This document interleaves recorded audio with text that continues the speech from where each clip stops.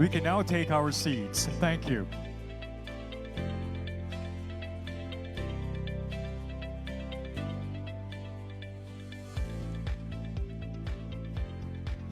Good morning, Philippines. Magandang umaga po, Visayas. Maayong buntag, Cebu. Let me do that again. Maayong buntag kaninyong tanan. One more. Maayong buntag kaninyong tanan. That's more like it. I am Luther Palma from the Bangko Sentral ng Pilipinas, and I am truly honored to guide you through to today's event. Ladies and gentlemen, welcome to the Philippine Economic Briefing in the Queen City of the South, Cebu. The Philippine Economic Briefing is a flagship activity of the government that aims to provide timely updates on the country's economic performance, reform agenda, and investment opportunities. Joining us today are the Philippines senior government officials who will share with us the latest developments in the Philippine economy. But before we get started, allow me first to acknowledge and thank our partners for making and bringing this event into fruition. The Bangko Sentral ng Pilipinas. How about we give them a round of applause, please? Department of Finance. And the Department of Budget and Management. Thank you for your dedicated support. And now to officially begin, let's all welcome on stage. Actually, we are truly honored that she is with us today. The Governor of Cebu. A round of applause for the People's Governor, Pamela Baricuatro.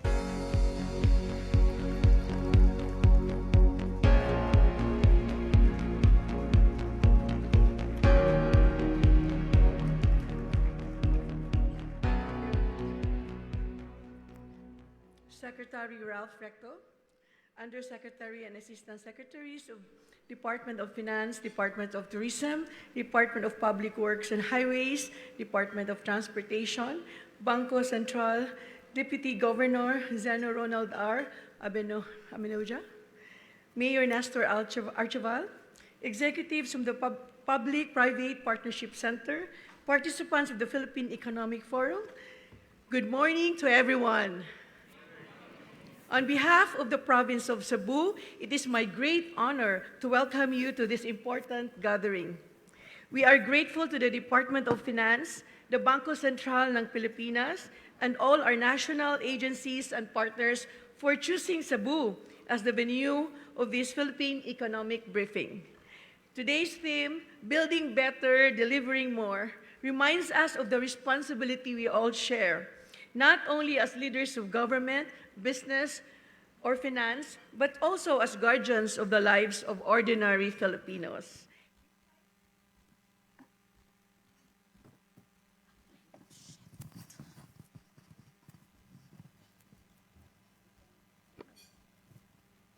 Hello? Okay. Don't worry, I'm not gonna pull this out.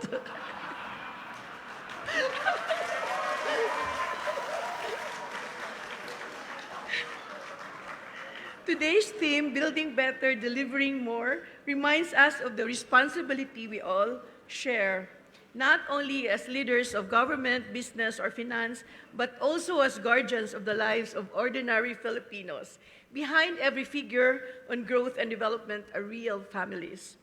The parents working hard to provide, the young people dreaming of better opportunities, and the small entrepreneurs striving to build their future with hope. Cebu is one of the fastest growing provinces in the country, and I strongly believe that growth must always be inclusive. My vision is that our economy expands, no Cebuano gets left behind, not only in the cities, but also in our towns and mountain barangays. We welcome the updates on our national economic outlook and the plans for tourism, infrastructure, and digital transformation. These are not abstract ideas for us. They mean better roads, that connect our farmers to markets, more investment that brings job to our youth, and improve services that restore dignity to every Cebuano. As your governor, I assure you that in Cebu, provincial government will continue to work hand in hand with the national government, the private sector, and civil society. Together, we will ensure that progress is not only measured in statistics, but felt in everyday lives of the people. Thank you for being here today. May this gathering inspire all of us to work together for a stronger and more inclusive Philippines. Welcome to Cebu, and I wish you all a fruitful day ahead. Good morning ug daghang salamat kaninyong tanan.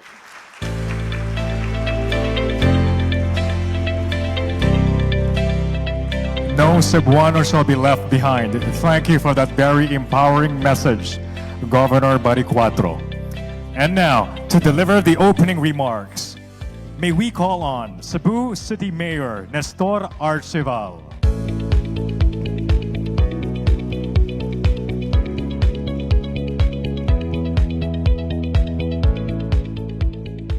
Good morning, everyone. It's a pleasure and an honor to be here with you today at this very important Philippine Economic Briefing. We understand that information and taking action are key ingredients for an institution to succeed. We are here to listen and to be informed and understand and somehow probably ask questions in order for us, when we go back to our institutions, we are ready to take precise actions. So with that in mind, I would like to welcome all of you, and I would like to officially open this Philippine Economic Briefing. Salamat ug mayong buntag. For your time and your presence, maraming salamat, Mayor Archival. And now to deliver this event's keynote address, may we call on stage Department of Finance Secretary, none other than Ralph Recto.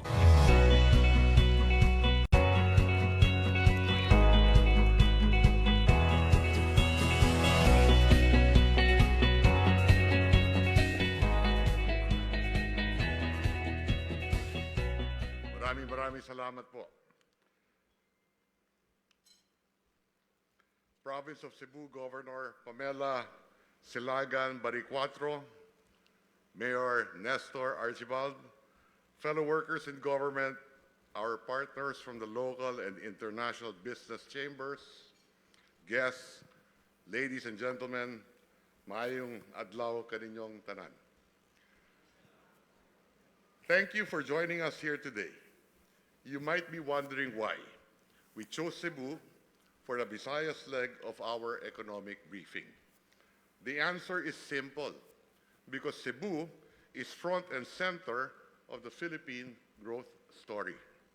For when we say building better, delivering more, Cebu already proves that it can be done.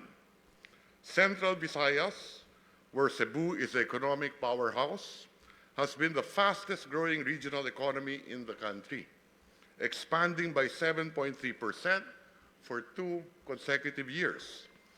The region's dynamism helped fuel our national growth, averaging 5.9% since President Marcos Jr. took office in 2022. This is among the fastest growth in Asia and nearly double the global pace. And we achieved this despite an ocean of global uncertainties, such as the Russia-Ukraine war, the Israel-Gaza war, the Israel-Iran war, geopolitical tensions with China, a Cold War, and trade wars. This momentum has kept our fiscal consolidation on track, with our revenue effort hitting 16.7% of GDP last year, the highest in 27 years.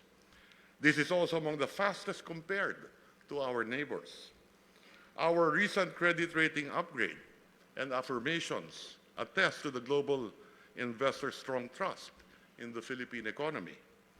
This confidence translates into lower borrowing costs for government investments in infrastructure and human capital, and more affordable financing for private sector growth and expansion.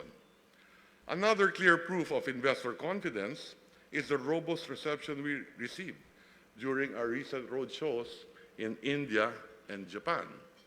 Expansion plans are already being set in motion, which will bring direct benefits to Cebu. Around the world, inflation is expected to average 4.2% this year. But in the Philippines, we already brought it down to just 1.7% as of the end of August, below our target of 2 to 4% this year.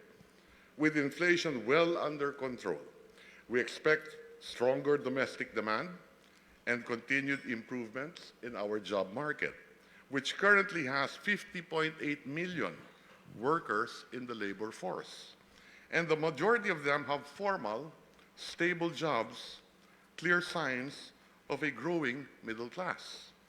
This also opens more room for the BSP to ease interest rates, bringing down borrowing costs, empowering households, and enabling MSMEs and big companies to invest and expand.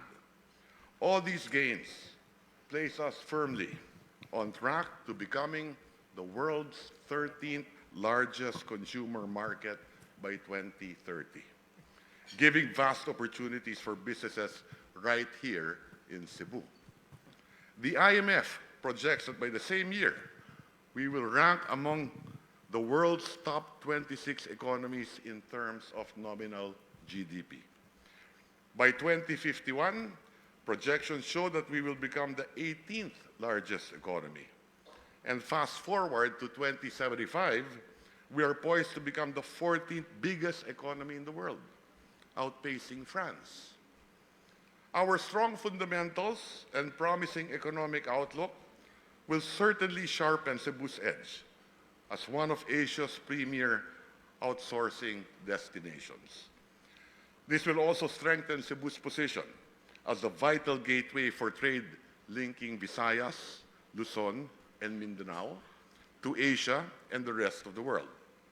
With PESO's establishment of its first ever AI Tech Academy in Cebu, we anticipate the transformation of its 45 ecozones into hotspots for advanced manufacturing, data analytics, and AI-powered solutions. And we hope this to be replicated nationwide. Our promising prospects will also cement Cebu's leadership in shipbuilding, furniture, and food processing industries. It is no surprise then that Japanese giant Chunichi chose Cebu to build the world's first methanol-powered bulk carrier. With the support of the French government, French company Osea is also set to build 40 patrol vessels for us, for our Coast Guard, 20 of which will be assembled locally here in Cebu. And with our aggressive drive to expand airports across the archipelago, led by the award-winning Mactan Cebu International Airport, Cebu will remain one of our nation's top tourism magnets. We just privatized NAIA, as well as the Laguindingan and Bohol Panglao International Airports. In the next 3 years, we aim to award 12 more regional airports, including the Puerto Princesa International Airport. At the same time, being home to some of the country's finest universities, Cebu will keep producing a highly skilled, adaptable, and globally competitive Filipino workforce. With a median age of just 25, the Philippines boasts one of the youngest populations in the world. This is a powerful edge that allows us to forge strategic demographic partnerships across the globe. Their capital and technology, our talent and vast domestic market. Clearly, Cebu has outgrown its role as a regional hub. It now stands as a national powerhouse that competes, creates, and connects the entire Philippines to the world. And as Cebu raises the bar, the national government is fully prepared to match its dynamism. With President Ferdinand Marcos Jr. as the foremost champion of transparency and good governance, we are cutting red tape, rewarding innovation, and making it easier, faster, and more profitable to do business in the Philippines. We have also made it clear that this administration will never turn a blind eye to corruption. This is a powerful assurance to businesses that your investments will be safeguarded. Because this administration is fully committed to doing everything in its power to help you succeed. For when the private sector wins, the Filipino nation wins as well. This is why one of our first acts was to create the Private Sector Advisory Council, a direct channel where your ideas shape government action. Today, PSAC meets twice a month, dismantling roadblocks and aligning policies with your needs. And it is headed by Sabine Aboitis, whose family has deep roots in Cebu. The Create More Act is one product of this strong partnership, which is designed to attract global capital while strengthening domestic enterprises to thrive and secure partnerships with international players. For instance, you can now enjoy 4 to 7 years of income tax holiday, depending on the type and location of the project. The special corporate income tax and enhanced deductions regime are now extended to a period of up to 10 or 20 years. Labor-intensive projects are allowed to apply for an extension of another 5 or 10 years. An additional 100% deduction on power expenses and an additional 50% reinvestment allowance are available to those in the manufacturing and tourism sectors.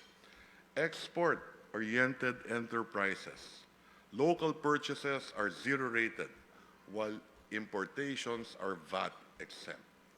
And for projects with investment capital of at least 50 billion pesos, or direct local employment generation of at least 10,000 workers, incentives could be tailored or bespoke for up to 40 years. That's long-term certainty that you can bank on. And to ease our investors' entry in Cebu, we have also set up green lanes that fast-track approvals for high-value investments. Since its implementation in 2023, we have already approved 212 projects worth 5.9 trillion pesos. This includes 4 renewable energy projects in Cebu, such as the Candungao Wind Power Project, Liloan Solar Power Project, Medellin Solar Power Project, and the Anbantayan Solar Power Project.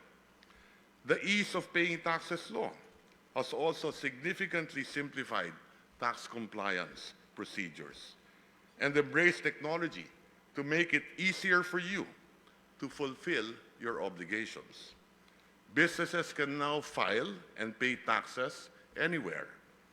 And we have made the system more responsive, fair, and straightforward.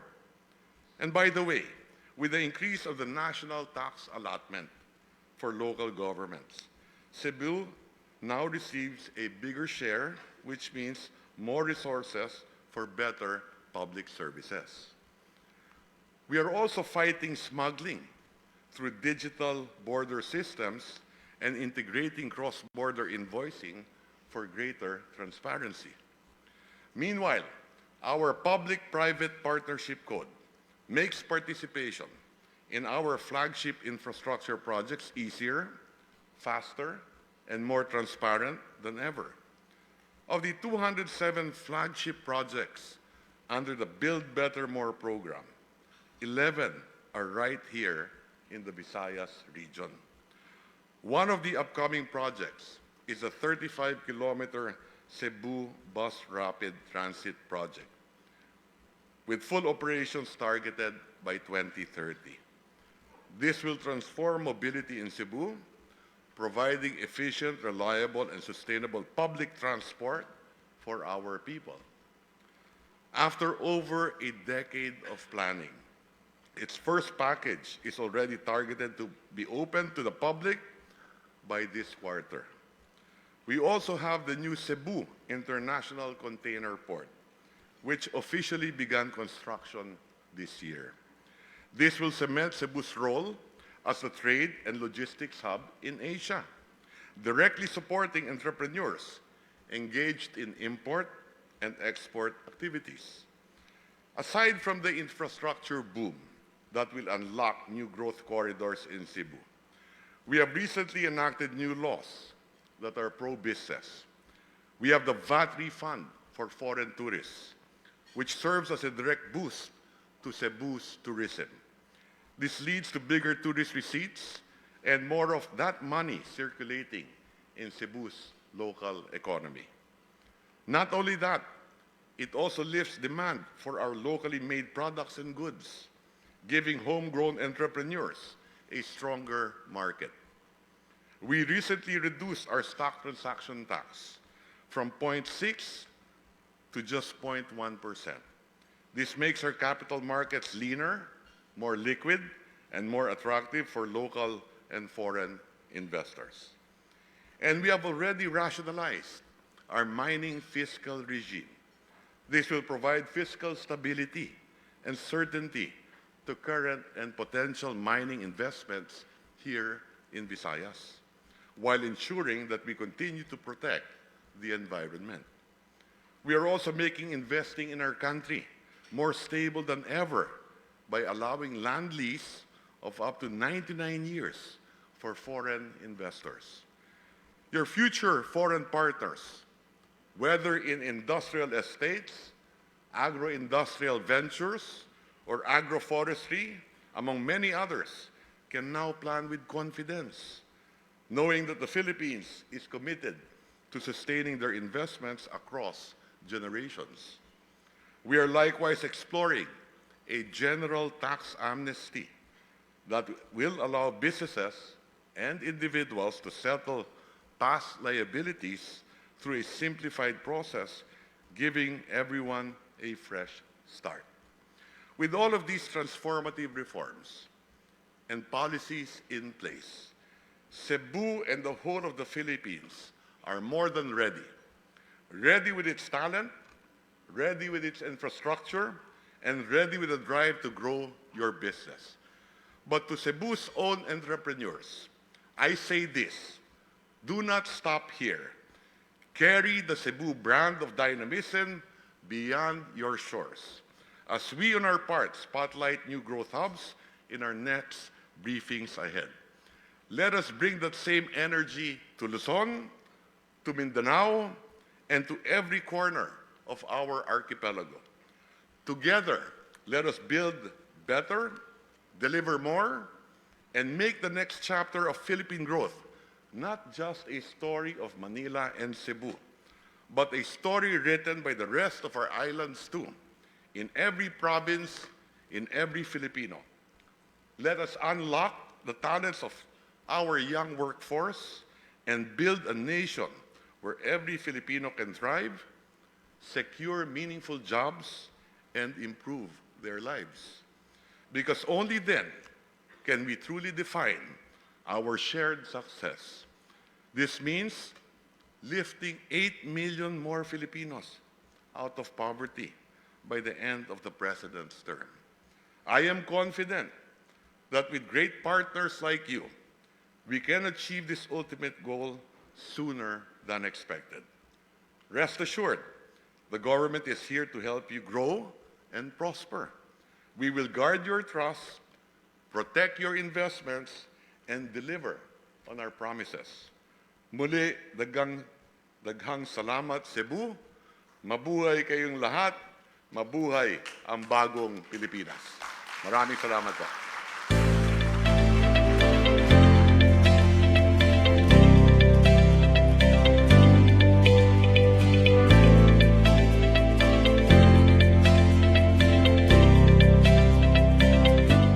you so much, Secretary Recto, for that very promising presentation. And lifting off from Secretary's positive outlook, this time we welcome the presentation on a regional scale as we get updates and outlook. And to do that, let us all welcome Department of Economy, Planning and Development Undersecretary Carlos Bernardo Abad Santos.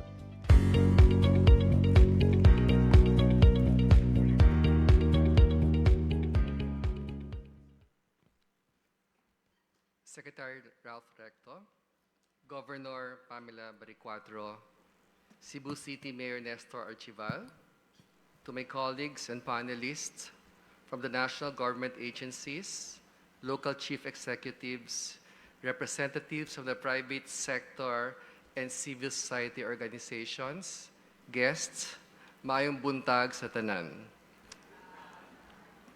A warm welcome to the Visayas leg of the 2025 Philippine Economic Briefing. It is my honor to be sharing with you today our region's progress and our exciting path forward. My presentation will unfold in two key parts. First, we will take stock of our progress through the midterm update of the Regional Development Plan. And second, we will chart the course ahead by unlocking the economic outlook for Central Visayas. This midterm update is a product of true collaboration.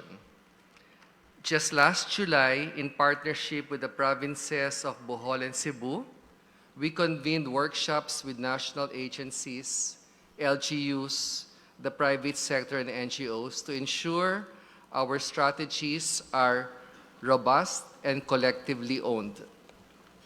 The Central Visayas Regional Development Plan is our definitive blueprint, charting our course toward a profound economic and social transformation for a prosperous, inclusive, and resilient Central Visayas.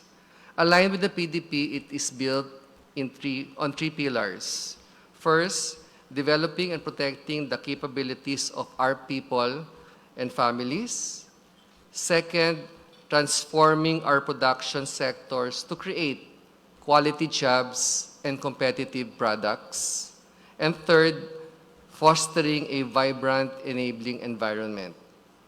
A key strategic shift we've made is in tourism, moving from simply reinvigorating the sector to driving a transformative tourism model that emphasizes sustainability, heritage, and global competitiveness.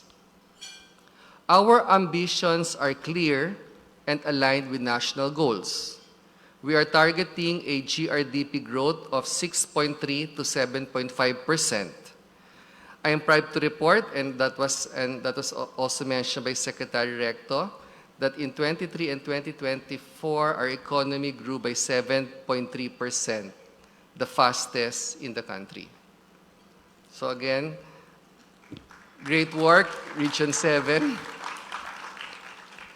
We are keeping inflation stable within 2 to 4% target, and as of August, it stands at 3%. Our unemployment, we are working to bring down the unemployment rate from 6.1% towards our target range of 4.5 to 5%. But our most significant commitment is the fight against poverty. Our goal is single-digit poverty incidence by 2028, which is also the national target. However, more ambitious ang Region 7 because mas mataas ang base ng Region 7. And we have already made remarkable progress, decreasing the rate from 27.6% in 2021 down to 17.3% in 2023. And we are anticipating the 2025 poverty incidence report that will be out early next year. Our economic accomplishments set a strong foundation Foreign investments surged by an impressive 158.6% in 2024. In tourism, domestic arrivals have recovered to 98% of pre-pandemic levels. For the remainder of our plan, we will strictly implement the Ease of Doing Business Act, establish ready for occupancy zones for investors, and leverage the Tatak Pinoy Act to champion our products globally. Specifically for tourism, our major economic driver, we will diversify our portfolio. This means promoting agritourism, cultural heritage tours, and food tourism, and establishing community-based tourism to allow visitors to truly engage with our authentic Sugbohol culture and traditions. Regional connectivity remains our top priority for unlocking growth, equitable growth across our island provinces. I am pleased to report significant progress. Our aviation sector is steadily recovering with key projects like the Mactan-Cebu International Airport parallel runway completed. In maritime infrastructure, construction has commenced on the vital new Cebu International Container Port, a project that will dramatically enhance our trade efficiency and solidify our role as a logistics hub. Looking ahead, our focus is on fostering an enabling infrastructure environment by strengthening coordination between LGUs and agencies to overcome delays in permits and right-of-way acquisition. We are also pursuing critical water security projects like the Panglao Island Metro Tagbilaran Septage and Sewerage Management Project, accelerated water and sanitation project in selected areas in Bohol, the Mananga Dam 2 feasibility study, and the Metro Cebu Water District Septage Project. We have major projects underway. This includes the Cebu Rapid Bus Transit, the new Cebu International Container Port, and the upgrade, expansion, operations, and maintenance of the Bohol Panglao International Airport, a PPP project that will expand passenger capacity to address current congestion. In the pipeline, we have transformative projects like the Cebu-Mactan Fort Bridge and Coastal Road. This project, approved for implementation, will feature a 3.3-kilometer bridge and a 5.3-kilometer coastal road, directly improving access to Mactan Cebu International Airport by slashing travel time. In environment and resilience, we have established 21 sanitary landfills and closed 33 dump sites. Crucially, 79% of our LGUs now have disaster risk reduction and climate change action enhanced development plans. Our path forward involves capacitating our protected area management offices and pursuing a low-carbon transition through green energy and building codes. On the social front, we are encouraged by declining trends in infant mortality and, as I said earlier, the significant reduction in poverty. However, our work is far from complete. Moving forward, we must invest in health facility upgrades and equipment modernization, empower LGUs to lead classroom construction, and use data from the CBMS or the Community-Based Monitoring System to ensure our social protection programs deliver precise support to those who need it most. In governance, we are seeing tangible results. The percentage of individuals with an e-money account has significantly increased from 1% to nearly 40% since 2019. For the future, we will capacitate LGUs to implement the electronic business one-stop shop, and support the Government Optimization Act to enhance efficiency. Now, let me shift and discuss with you the economic situation of Central Visayas as of the first quarter of this year and what the economic outlook of the region is for the rest of the year. In the first half of 2025, local investments grew robustly by 20.4%, though foreign investments declined by 14.5%. Total foreign trade contracted by 10.7%, with exports down 4.9% and imports falling 13.4%. Japan remained our top export destination for ships, while China led imports with semiconductor materials. Employment saw a slight dip to 94.5%, but underemployment improved sharply to 7.5%, indicating better job quality. To support MSMEs, the BSP and IFC are developing a movable asset finance market to expand credit access. The IT BPM sector continued its strong growth momentum, attracting new locators. Tourism showed resilience with 1.6 million visitors in the second quarter, predominantly 1.15 million domestic travelers. While international arrivals declined 8% overall, with Korean tourists down 30%, Korea remains our largest international market. And finally, looking ahead, Central Visayas is poised to sustain its growth momentum amid a mix of opportunities and challenges. Inflation is expected to remain within our 2 to 4% target range, supporting economic stability. Post-election continuity, lower interest rates, and reforms like Create More are set to bolster investor confidence. Infrastructure development will benefit from the Accelerated and Reform Right-of-Way Act and Investors' Lease Acts. While new graduates will expand our labor force, unemployment may see a temporary uptick. Exports, though currently soft, are anticipated to rebound by the fourth quarter with seasonal demand, and new trade agreements like CPTPP and ANSFATA will open additional markets.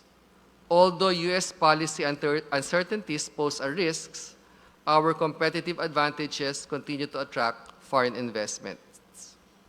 In agriculture, output may moderate due to seasonal factors and fisheries production could dip. EO83's temporary suspension of rice imports will help stabilize local prices.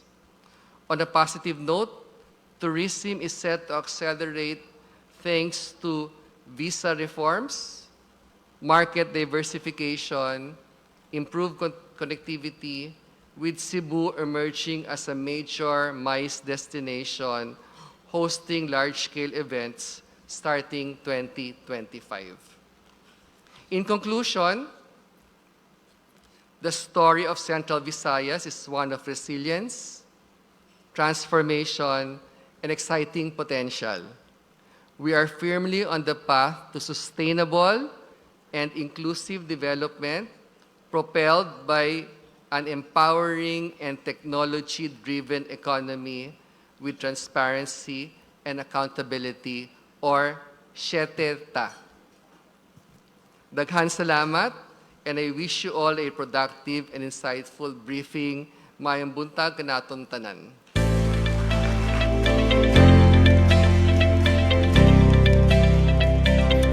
For sharing to us a future-centric, diversified, equitable, sustainable outlook of the region.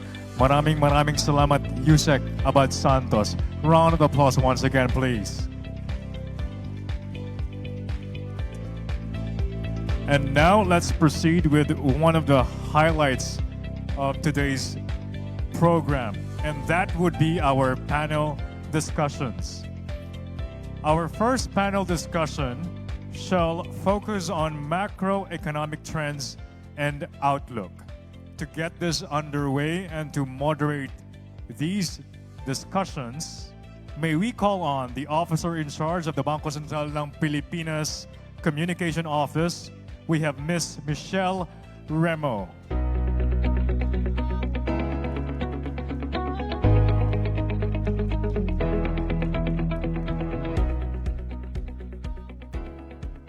Good morning, everyone. I am happy to be back here in Cebu.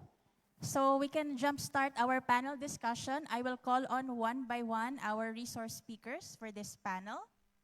As I call your name, please join me on stage. First, Department of Finance Undersecretary Domini Velasquez. Good morning, Doms. Next, we have Office of the Special Assistant to the President for Investment and Economic Affairs, Undersecretary Maria Angela Ignacio. Good morning, Yusek Angel. Next, we have Department of Economy, Planning and Development, Assistant Secretary Reynaldo Cancio. Good morning, Asek Ray.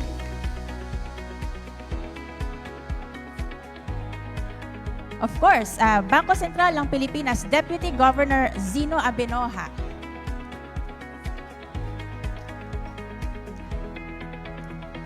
Good morning, DG Zino. And then, lastly, Department of Budget and Management Director Mary Joy De Leon. Good morning, Director Joy.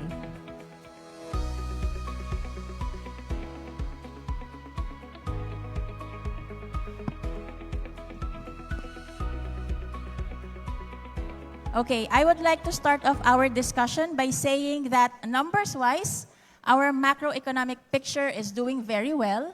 As mentioned in the presentations earlier, in the second quarter, Philippine GDP growth was at 5.5%. Again, the Philippines remains one of the fastest growing economies in the region. And Central Visayas is actually pulling our GDP growth numbers up. No? Its growth has been exceeding national average for quite some time. Last year, it grew by 7.3%, as mentioned by Yusek Kaloy. Inflation is very low, at only 1.5% in August. So, macroeconomic numbers tells us we are in a good position. So, let's dig deeper into those numbers. And since boosting economic growth and sustaining our growth momentum requires funding, I will pose the first question to the Department of Finance. Yusek Domini, can you share with us our recent or latest fiscal performance and outlook? Do we have the resources, what it takes to support the economic growth targets we are envisioning? Hello. Hello. Hi. Good morning, everyone. Thanks, Mitch, for that question. So just to take off maybe from the presentation a while ago. So we're growing at around 5.4%. What we want is in the medium term to grow around 6 to 7%. So when we crafted our fiscal program, so that's the revenues we're targeting, the expenditures we're programming, so that we get a deficit. So just to show you this slide on your sides, you can see that before the pandemic, our deficit to GDP was around 3.1%. Then because when we had to spend during the pandemic, it increased to around 8.6%, meaning that our expenditures were more than our revenues. Now what we want is actually to bring this down to more normal levels, now that we're not in the pandemic anymore. But at the end of the day, what we want is a fiscal program that is supportive of growth. So we want to be spending for priority projects. We want to spend more to spend better. We have to have enough budget to spend for these programs, right? So in the DOF, 3 things we're doing. So 3-pronged approach. First, BIR and BOC should be able to collect efficiently. They make up around 80% of our revenues. So that's through digitalization, streamlining processes. Second, we have priority measures that are business-friendly and also adding revenues to the national coffers. So in the last Congress, we passed the Create More, we passed the Capital Markets Efficiency Act, we passed the mining fiscal regime, and we passed the VAT on digital services. So that's the second one. And then the third one is we also wanted to utilize non-tax revenues. That's through asking GOCCs to increase the dividends they pay to the national government, and then also privatizing idle government assets. So those are the three programs that we're doing in the DOF. So programs are in place to make sure we have the revenues to support the achievement of our growth targets. Okay, so we have the resources, but the next question is, are we able to weather the risks? And when we talk about risks, so one of the biggest challenges these days are, of course, the tariffs to be imposed by the US, no? In many countries, including the Philippines. So my next question will be for Osapea Yusek Angel. Can you share with us updates on our trade talks with the US and how US tariffs will be affecting the Philippines' competitiveness? Thank you, Mitch, and good morning to everyone. So I'll take the tariff update first. Now. So I have two updates on that. The first one is more positive. Recently, I think last August 29, the U.S. Appeals Court ruled that most of the tariffs that were implemented by President Trump under the International Emergency Economic Powers Act, or the IEEPA, are illegal. Although the ruling will not take effect until October 14, we view this as a positive development. But of course, we will still need to wait for the final decision of the Supreme Court on this. Next, on the 19% tariff rate, we continue to negotiate this. We're bound by a non-disclosure agreement, so we can't really disclose details of the discussion. But we are, of course, working towards an optimal and mutually beneficial agreement. On the next question on our competitiveness with our ASEAN peers, we note that the Philippines is actually considered to be in the low regime. That's along Indonesia, Cambodia, Malaysia, and Thailand. As you will see on the slide, only Singapore has a lower rate than us. They were given a preferential rate of 10% because of their trade deficit, and they also have an existing free trade agreement with the United States. Vietnam has two rates, 20% for its direct exports and a much higher rate of 40% for transshipped goods. And then on the high regime, you have Myanmar and Laos, which were both assessed a high 40% tariff rate. So looking at it, 19% actually puts the Philippines broadly on equal footing with our neighbors. But we always want to stress that these tariff rates must also be weighed against the cost of the concessions that were given up to get these rates. While most of our neighbors gave full market access to the US, the Philippines did not. We chose to continue protecting our key sensitive sectors, especially agriculture.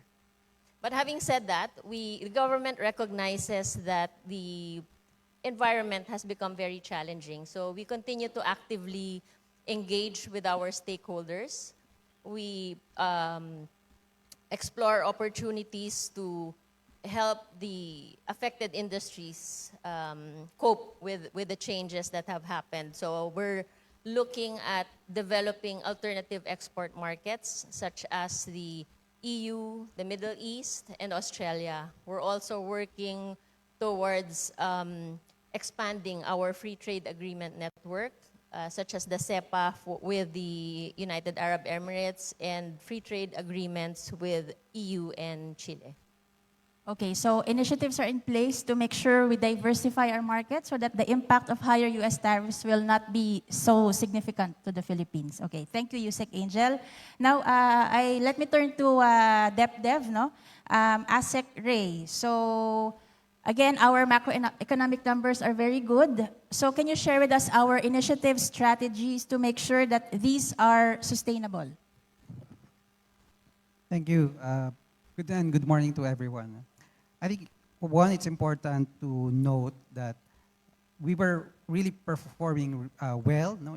Prior to the crisis, no, we were growing very fast. We were seeing fast reductions in poverty and unemployment. And this is really the goal in the medium term, no, to go back to that high growth path and transform the economy into one that's very inclusive and sustainable. No? In the medium term, of course, it's important to sustain that growth by diversifying the sources of growth. No? And we've already seen this in the past, as I've said. No? We've seen the source of growth shift from consumption to more for investments. Of course, consumption is still a large source of growth, but in the past it was contributing more than 90% of our growth. No? That's down to about 70% in recent years, whereas investments, which was less than 10% of our growth before, is now contributing about 30% of that growth. So to sustain that, well, one, of course, we need to make sure that inflation remains manageable, so that will sustain household consumption. On the other hand, investments, it's very important, of course, to keep the investment environment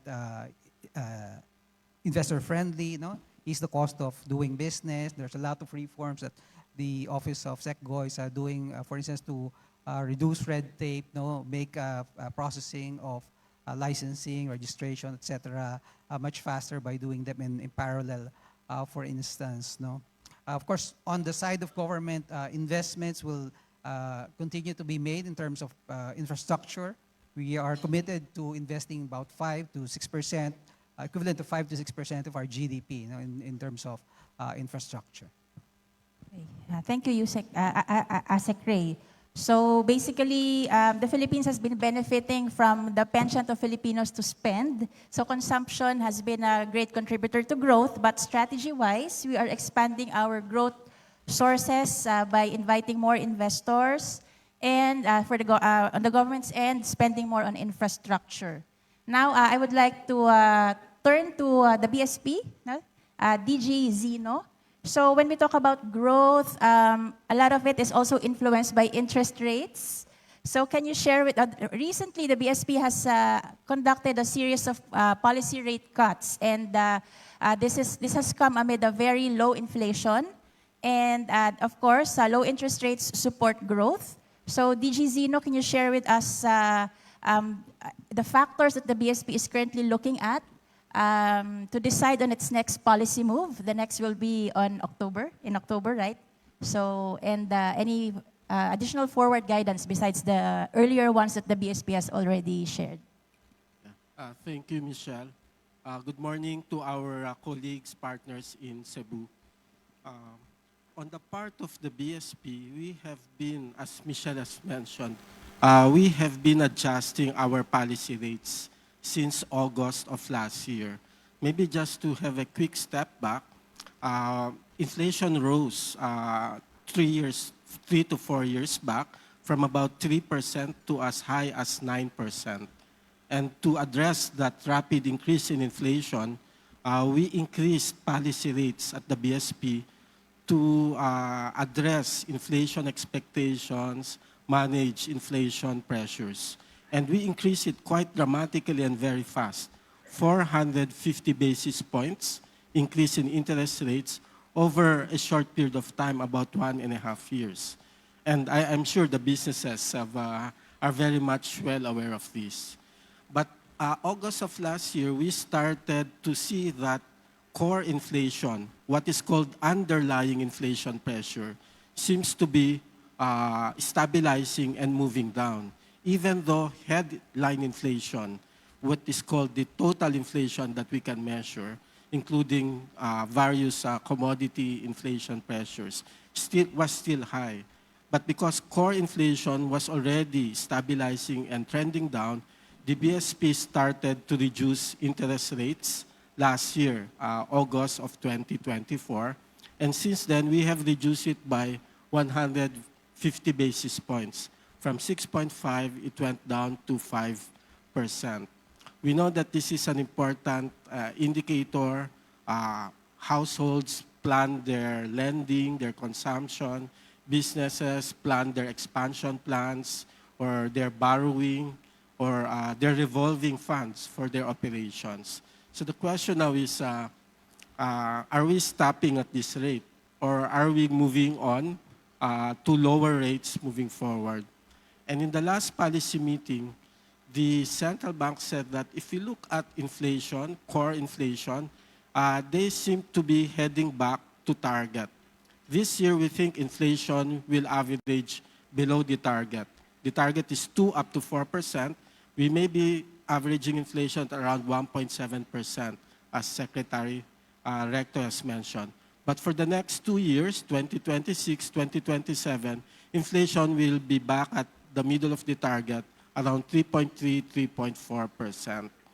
And because of that, we may be near the appropriate interest rates, policy rates for policy. So we are moving towards that, what we call sweet spot, where interest rates are at the right level to promote growth, but at the same time, control inflation.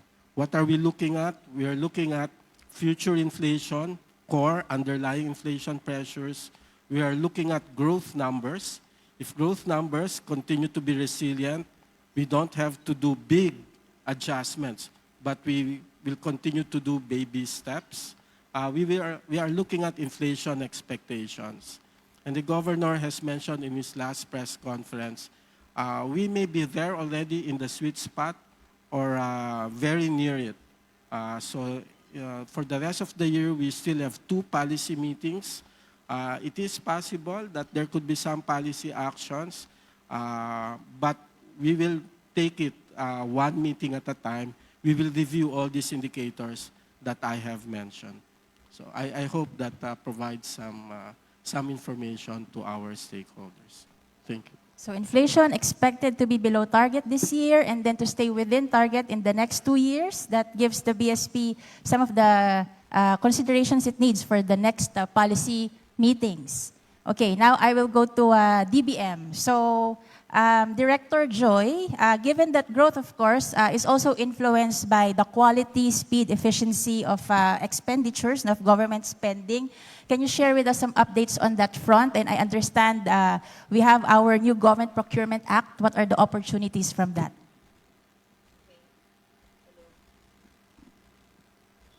Hello.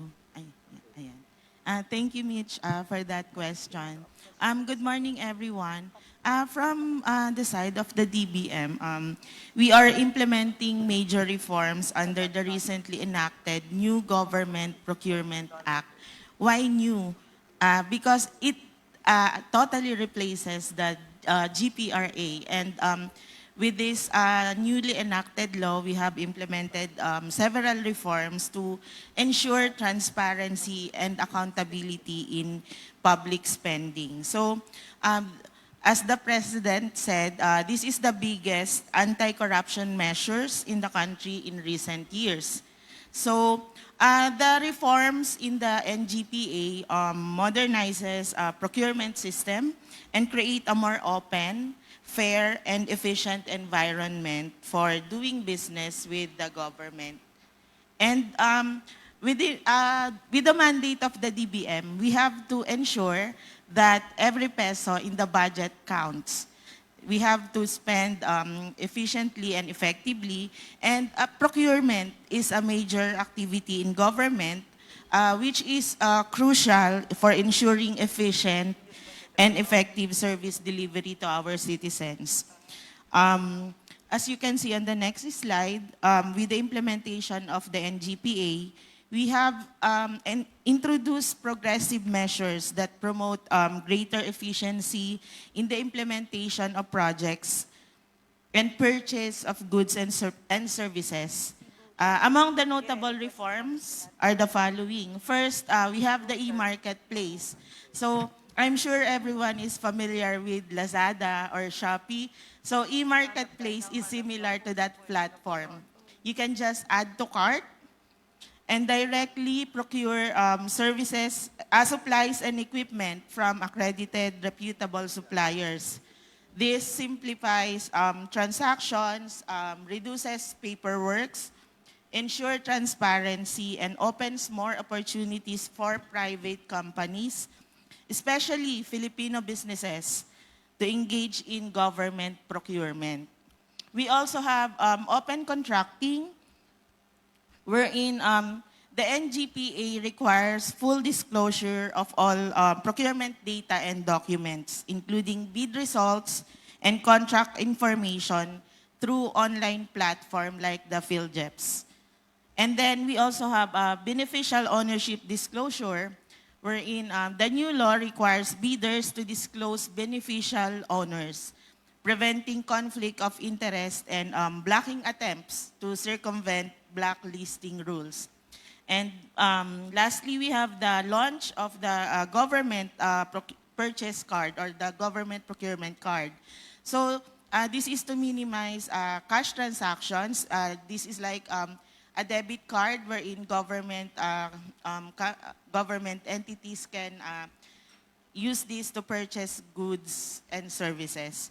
And let me also highlight that the NGPA is not only about improving efficiency, but equally upholding the principles of the open government. So the NGPA strengthened participatory procurement, wherein civil society and the public can now serve as observers during procurement proceedings, strengthening oversight and accountability. Thank you. Thank you, Director Joy. So that sounds like so many reform no? to ensure that our expenditure initiatives are transparent and efficient. Okay, I would like to go back to DOF. So one of the recently enacted laws that the government is proud of is the Create More. So that is one of the major initiatives to attract more investments. So Yusek Dominic, can you share with us how this Create More is going to improve investment climate, not only in the entire country, but also here in Cebu and Central Visayas? Okay, thanks, Mitch. So just a while ago, you saw Secretary with a very, very similar slide or identical slide as this. This actually shows you the incentives under Create More, of course, with OSAPEA also. So just to give you some, I guess, progress.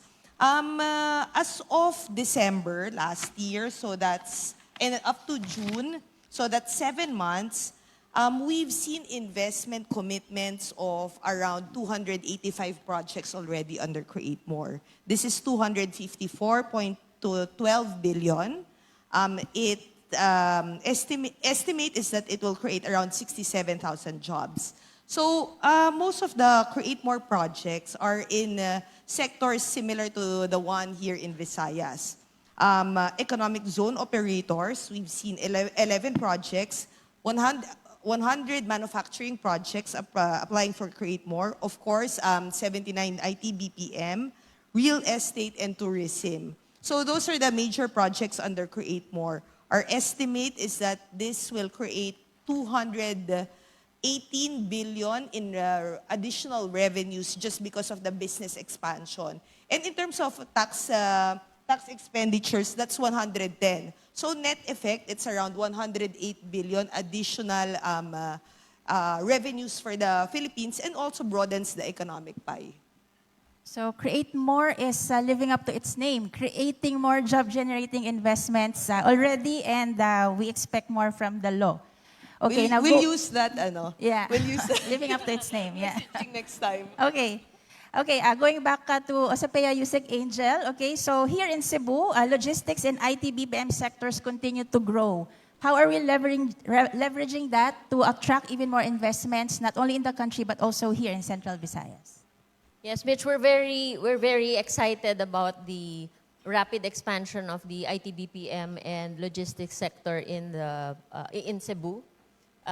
The administration's key priority remains to be boosting regional economies outside of Metro Manila to sustain inclusive and broad-based economic growth. Visayas has been and will always be a key area for the country. I think we've seen this in the amount of key investments it has garnered over the past years, from airports to bridges, roads, the BRT, and many others. So we're very confident that the momentum can be sustained. Looking at the slides, Visayas accounted for 14% of the Philippines' GDP growth in 2024, and it was the fastest growing island group, growing at 6.2%. And then we will not stop. Definitely we will not stop. Efforts to improve connectivity will continue. The Bohol Panglao International Airport was recently awarded as a PPP. And there is the Panay, Guimaras, Negros Island Bridges project that we can all look forward to. I think that will be enough to sustain the momentum in the region. And of course, Yusek Dom mentioned earlier, incentives under the Create More Act are available to investments in the Visayas region. We think it's a game changer and will definitely help attract more foreign direct investments into the region. Okay, so we're aiming for a geographically broad-based growth that benefits all regions of the country, including Central Visayas. Jumping off from that, Asek Ray, can you share with us the DepDev's strategy to ensure inclusive growth? So we don't just want to achieve robust growth, but we want everyone to feel the benefits. So I wanted to start from what I said earlier. In fact, this transformation of our economy to becoming something more sustainable, inclusive, already started decade and a half ago. No? We've seen poverty fall much faster in response to growth, no? Over the past decade or so. In fact, what we're seeing from the data is that the income growth of the poorer households is much faster, in fact, than the average or even the upper income households. No? So we can see that growth has really become more inclusive. The analysis by the World Bank shows actually that while the poverty and social protection programs of government is playing a part in the growth of these incomes of the poor households, it's really the growth of jobs, especially outside of agriculture. No? So the increase in the number and the quality of these jobs is what's driving the reduction in poverty, the strong reduction in poverty. So that's what we want to sustain, especially the faster growth outside of NCR. No? That's what's reducing poverty across the country consistently. Now you see a consistent reduction in unemployment, in poverty, and it's really because many of these regions are growing faster, catching up with NCR. Okay, so there are indicators that show we are getting there, a more inclusive economic growth. I'll just add, of course, apart from creating all these jobs, what's important is we make sure our countrymen are able to participate in that growth process by preparing them and also investing in their health, investing in education, in ensuring there's food security, so make sure they're healthy and productive.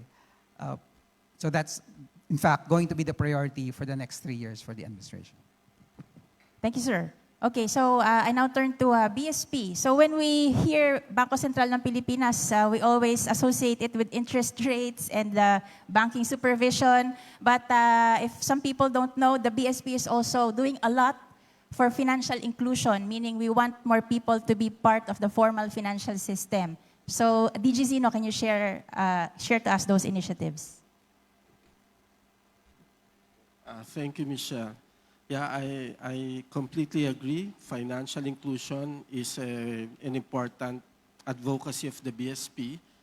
And if I can recall, there are 2 specific units at BSP that are actually devoted to financial inclusion. So what have been the policies or initiatives that have been done by the BSP to contribute in this effort to make more people have greater access to formal financial services and contribute more meaningfully to the economy?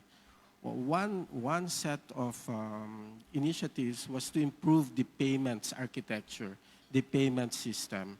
Now we can do a lot of our transactions using our phones, We can pay our utilities, pay our bills, make our purchases, make transfers to friends, pay some of our obligations through these apps.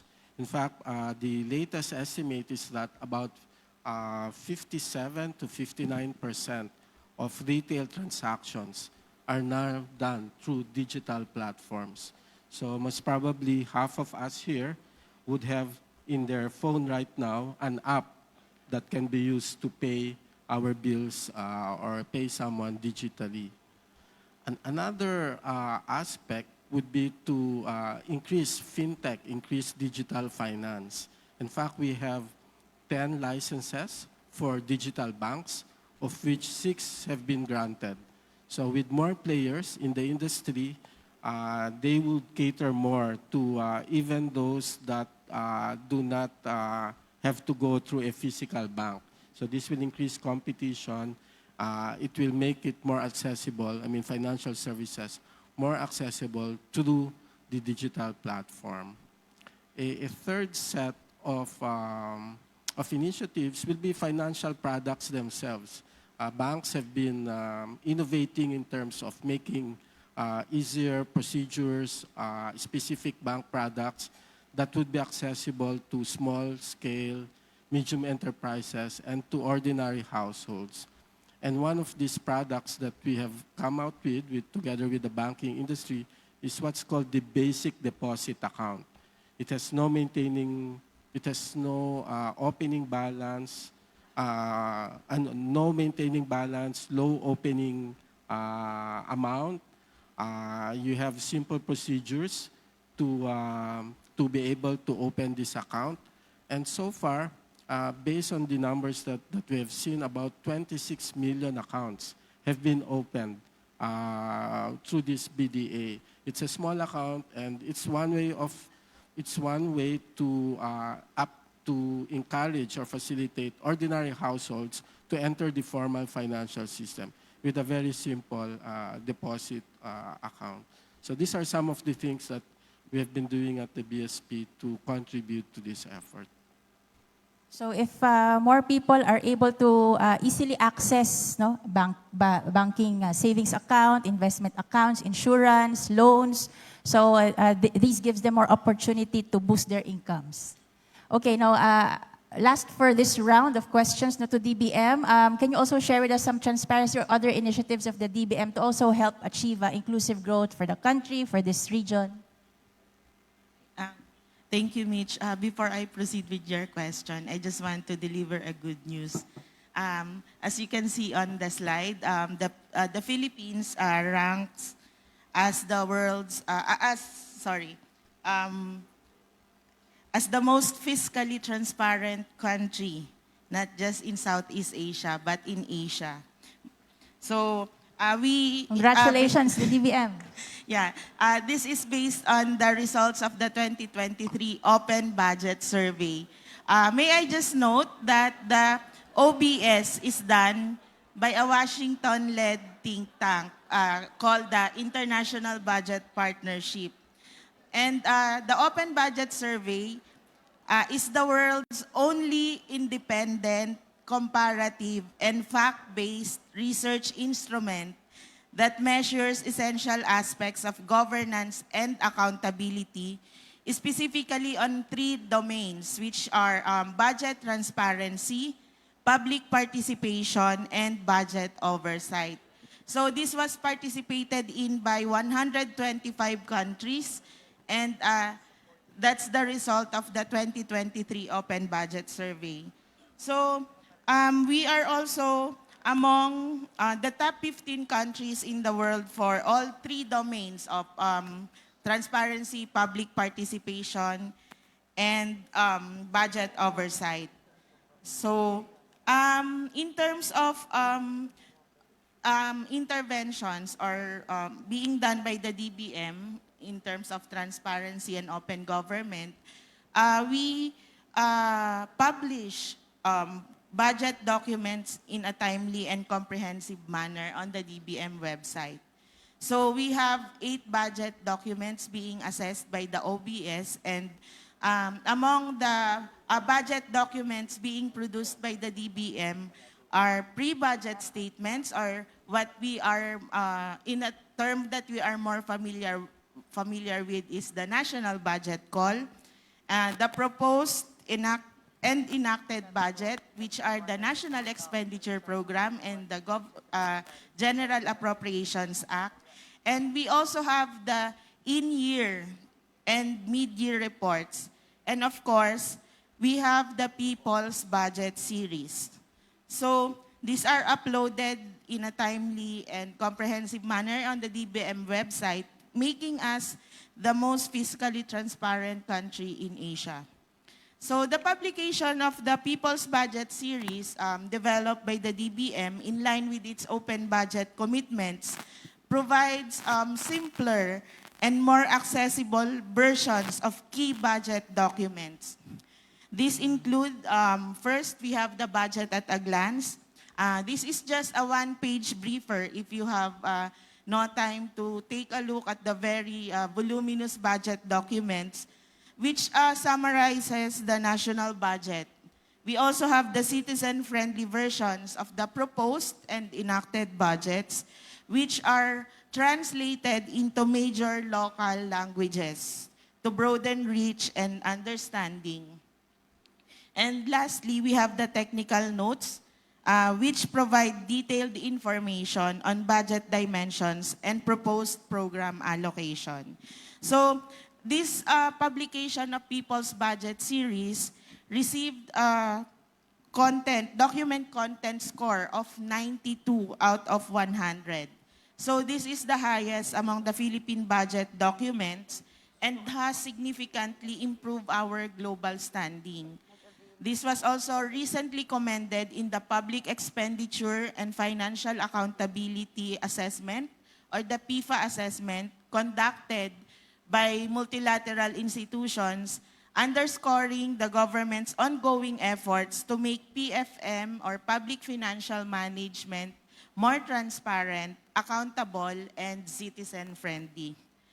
To further strengthen our transparency and participatory budgeting initiatives, we also conducted the first ever economic dialogue with civil society during the Open Government Week in May 2025.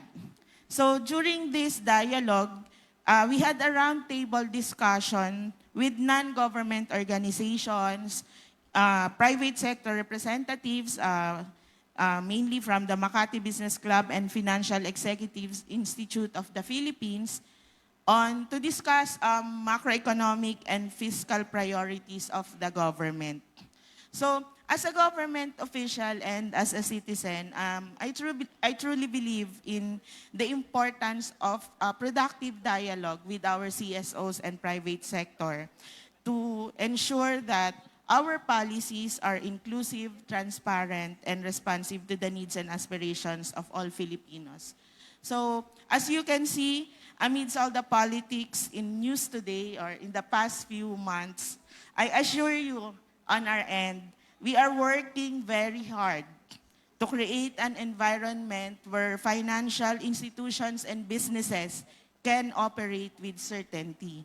We have been successful in pushing for more mechanisms to foster the values of transparency and accountability, and we will continue to do so for greater investor confidence that will ultimately result in our economic transformation. Thank you. Thank you, Director Joy. So I heard a lot of reactions, no? Earlier, tamang-tama, we are now going to the Q&A portion. So any one of you who wants to ask a question to any of our panelists, no, we have about 10 minutes for our Q&A. So please just approach the microphone, or someone will be handing you the mic. Introduce yourself, your organization, and please identify the resource person you are addressing your question to. Who wants to ask a question?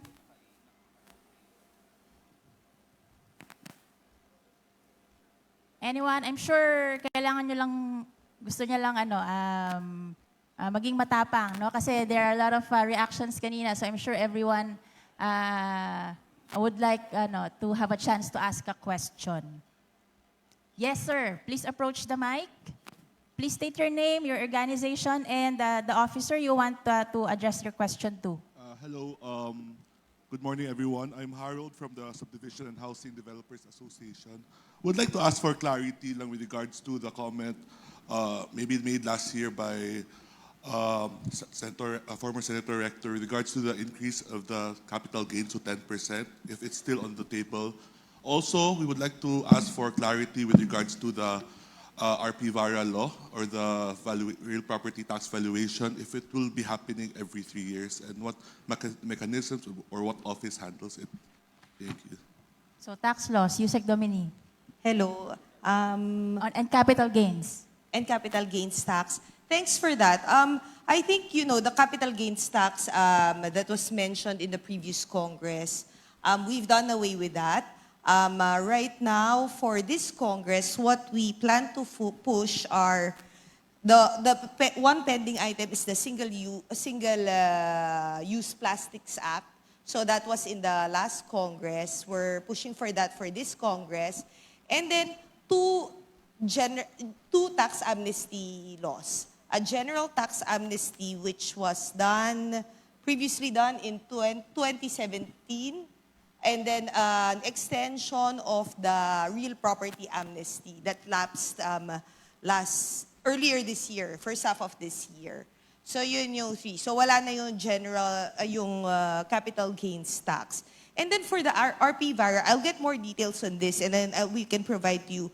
But generally right now, it's not yet, there's still assessment going on. So I think the effectivity should be 2027, the actual effectivity. Thank you. Thank you, Yusek Domini. Any other question? Yes, sir.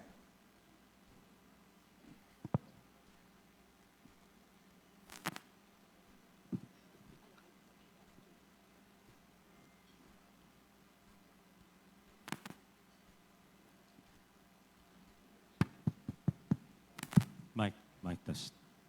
Hi, good morning.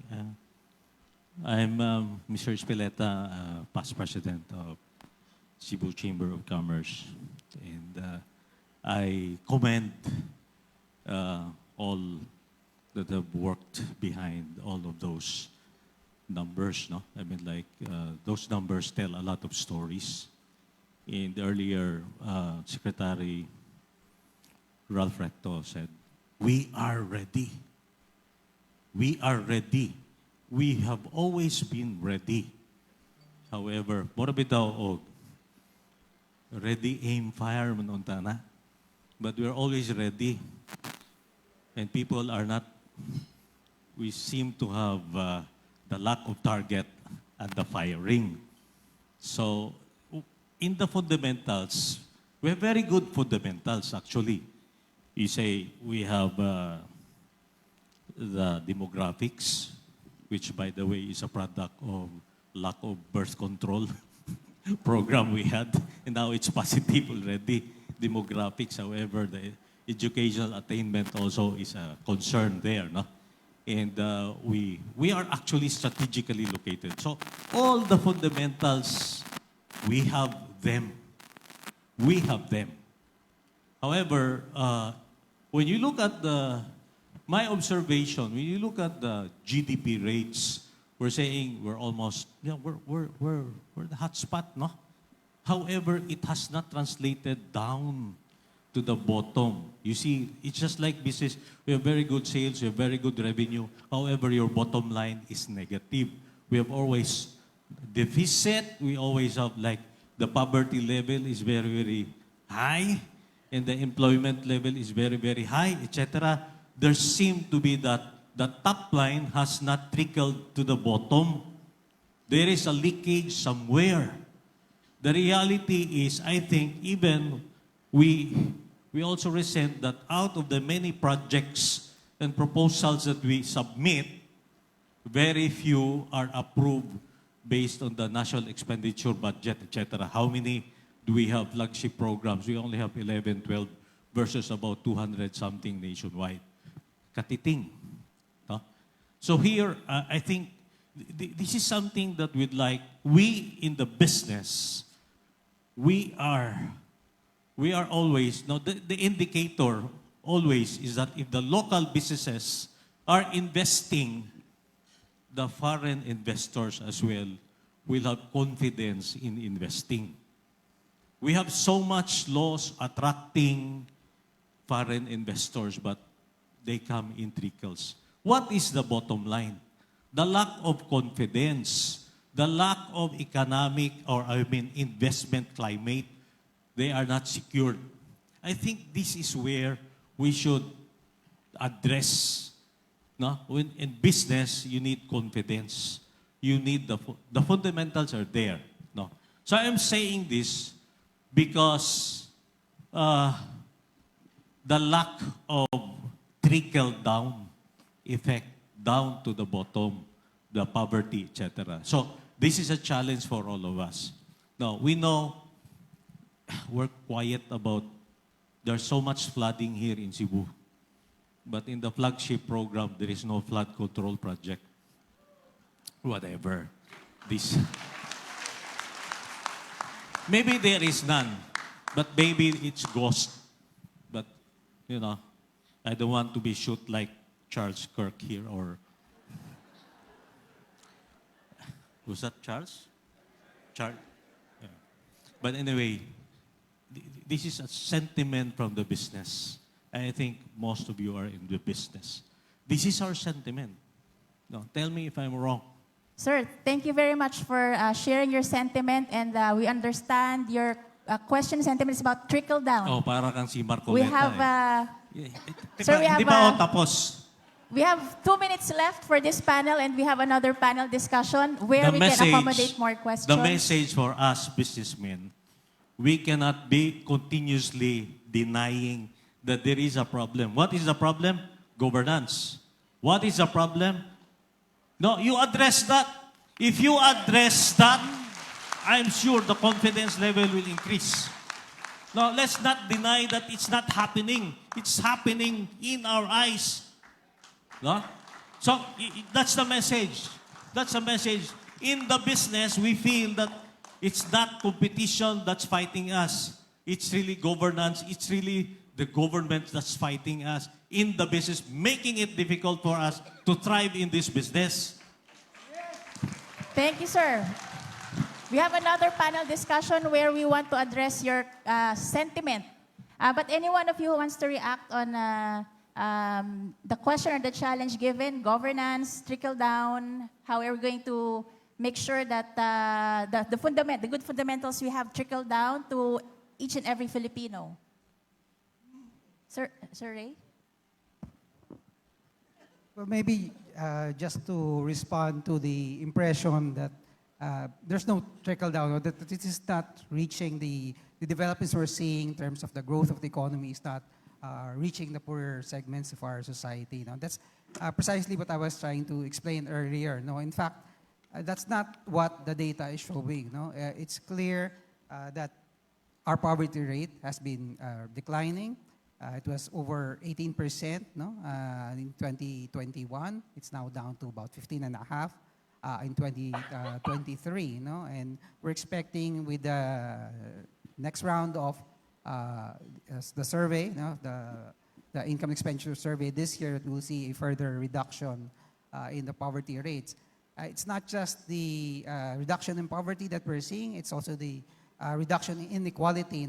Various measures of inequality show that, in fact, the incomes of the poor have been growing faster than the incomes of even the average or even the higher income households. While we continue to see poor people, that doesn't mean that nobody is benefiting. In fact, our own projections show that we will still have poor people by 2028, by the end of this administration. The target is to reduce it from 15.5% to about 9%, single-digit levels by 2028. Of course, that doesn't mean nobody will be poor. But what we want is to reduce poverty over time consistently by growing the economy, providing quality jobs, boosting the quality of education, investing more in health, etc. Of course, governance is always important. Nothing that we plan on works without quality governance. And that's important both at the national and the local level now. So it requires cooperation among all sectors of society. And I think that's what all the dialogues now between the executive, the legislative, and various sectors of civil society is all about. How can we improve, for instance, the budget process so that it becomes more transparent, even more transparent, and we get more bang for our buck. Thank you very much, Asek Ray. I'm afraid we have consumed our time for the first panel, but don't worry, sir. We have a second panel discussion. You can save your questions for the second panel discussion. And our topic will be quite interesting. We have infrastructure there and tourism. So I'm sure your questions about flood control, etc., will be addressed in the second panel. So thank you very much to our resource speakers. I am turning over the floor to the next panel. Thank you.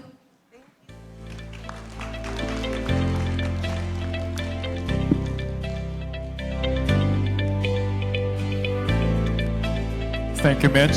And of course, our distinguished panel, maraming salamat. You can now return to your seats. UGC now. Thank you. Positive macroeconomic trends suggesting a promising landscape that is value-adding not just to the government, businesses as well, consumers, all Filipinos, hopefully fostering confidence. You've heard it from our economic officials, and now it's time that we hear more from the private sector. Alam ko na umpisahan na kanina, right? Let's take a listen as we call on the Chief Executive Officer of Cebu Overseas Hardware Company Incorporated and immediate past president of the Cebu Chamber of Commerce and Industry. Let's give a big round of applause. Mr. Charles Kenneth Ko.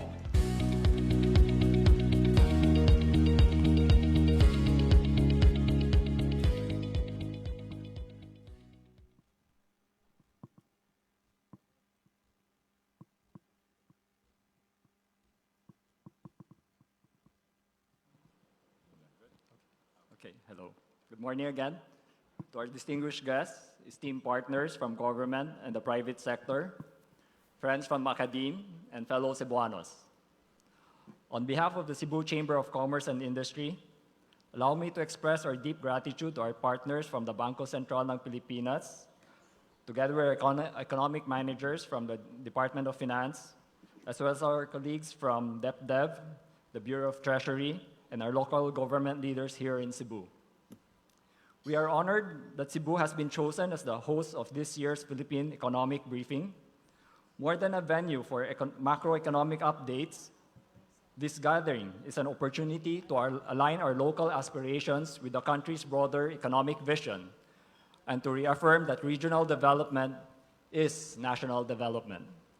Just a few months ago, during the Cebu Business Month 2025, we launched the Business Investment Forum under the theme, Invest in Cebu, Prosper in Paradise. That forum reaffirmed the fundamentals that make Cebu one of the most attractive investment destinations in the country. One, our strategic location as the gateway to Southern Philippines and Southeast Asia. Two, a robust infrastructure network connecting air, sea, and land. Number three, a highly skilled and English proficient workforce. Fourth, and a resilient, diversified economy built on manufacturing, IT BPM, tourism, and creative industries and agriculture. We also heard compelling insights from national leaders. Mr. Sabin Aboitis reminded us that Cebu is more than a regional hub. It is integral to national development. Secretary Frederick Go underscored the urgency of reforms to unlock our full economic potential. Our discussions highlighted strong opportunities in infrastructure, real estate, and tourism, and the importance of public-private partnership to seize these opportunities. The message was clear: Cebu is ready, Cebu is resilient, and Cebu is rising. The timing of today's briefing could not be more fitting. The Philippines is projected to grow 6.3% in 2025 with an unemployment rate of 96.1%, signals strongly that our economy is back on solid footing. These indicators reflect growing investor confidence, both locally and globally. Here in Cebu, the optimism is being translated into action. In 2024, tourism alone contributed 125.92 billion to the Visayas economy and supported over 6.7 million jobs, a powerful testament to how regional development contributes to national prosperity. More importantly, Cebu is seeing a wave of transformative investments. The South Road properties continues to attract large-scale mixed-use developments and combining infrastructure with sustainability and innovation. The Metro Cebu Expressway, once completed, will reduce travel time, ease congestion, and connect key growth areas supporting both commerce and community mobility. The carbon market redevelopment exemplifies inclusive progress, blending heritage preservation with modern commercial revitalization and community empowerment. These projects position Cebu not only as a vital contributor to the national economy, but also as a testing ground for innovative, inclusive, and sustainable solutions. However, we recognize that to sustain this momentum, we must address key challenges. Infrastructure must continue to evolve alongside our economic growth. MSMEs need access to financing, markets, and digital tools to scale up and compete. Digital and physical connectivity must be further improved to unlock full regional potential. And above all, our growth must be equitable, inclusive, and climate resilient, benefiting not just the center, but also the margins of our society. We have heard earlier Secretary Recto Economics Briefing and Yusek Santos plans and achievement for the Philippine economy and Cebu. We have a very low inflation, low interest rates, and a stable forex. I'm only honestly worried about our huge borrowing. In spite of all the political noise, our region continues to outpace the country's growth. To me, this is a testament to the vibrancy of the private and public sector, wherein when all sectors of society work together, we can really achieve our President's goal of building better and more. And it's also noteworthy that in many years, it's finally that our city and provincial leaders are also aligned. We have seen the projects and studies being ready to help our infrastructure keep up with our growth. I'm relieved to know that water supply and septage are being given priority, along with more ports and bridges to sustain our logistic advantage. Cebu has a very small land area. It's even smaller when we consider sustainability and preserve our green spaces in our central mountains. So Cebu really needs a talented workforce and a dynamic ecosystem.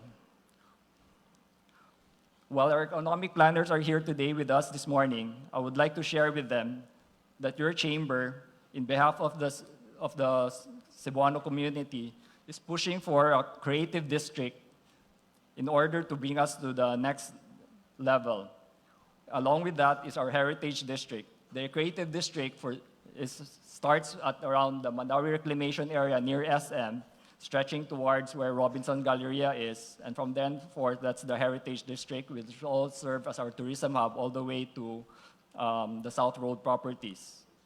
I hope our national and local economic planners will support this vision, because we need to find the next big thing to attract the best and brightest, to invest in Cebu and prosper in paradise.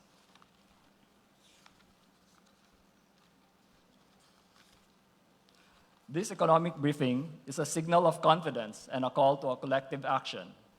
Government must continue to creating an environment where enterprise can thrive, business must invest boldly but responsibly, academia must keep pace with the future of work, and our communities must remain engaged, ensuring that progress is felt in every household, in every barangay.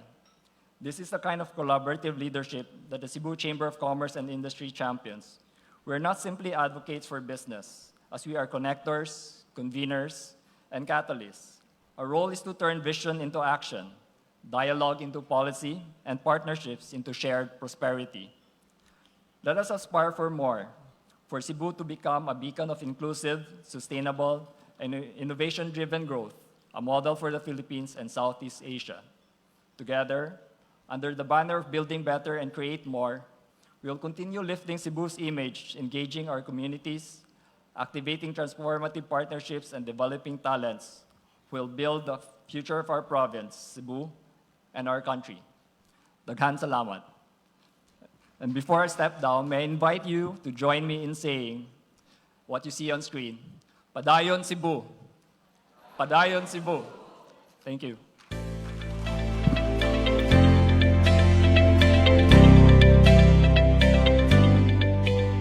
Thank you, Mr. Ko, for sharing the private sector thoughts, conveners, connectors, and catalysts.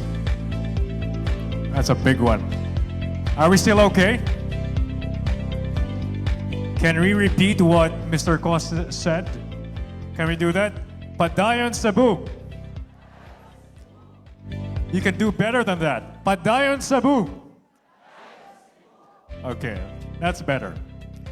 Now, we move on or we resume to our panel discussions.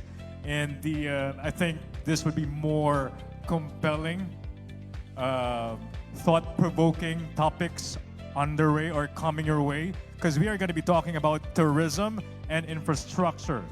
And we have with us, to moderate the panel discussions, we have Department of Finance Assistant Secretary, Mr. Neil Adrian Cabiles. Let's give him a big round of applause, please.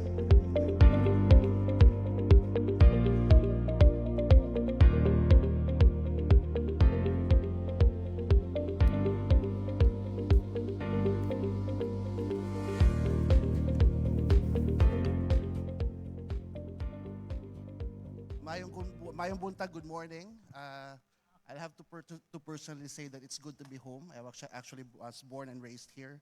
That's code to please be kinder to this panel. So good morning, ladies and gentlemen. It is my pleasure to be here today for a panel discussion on tourism and infrastructure.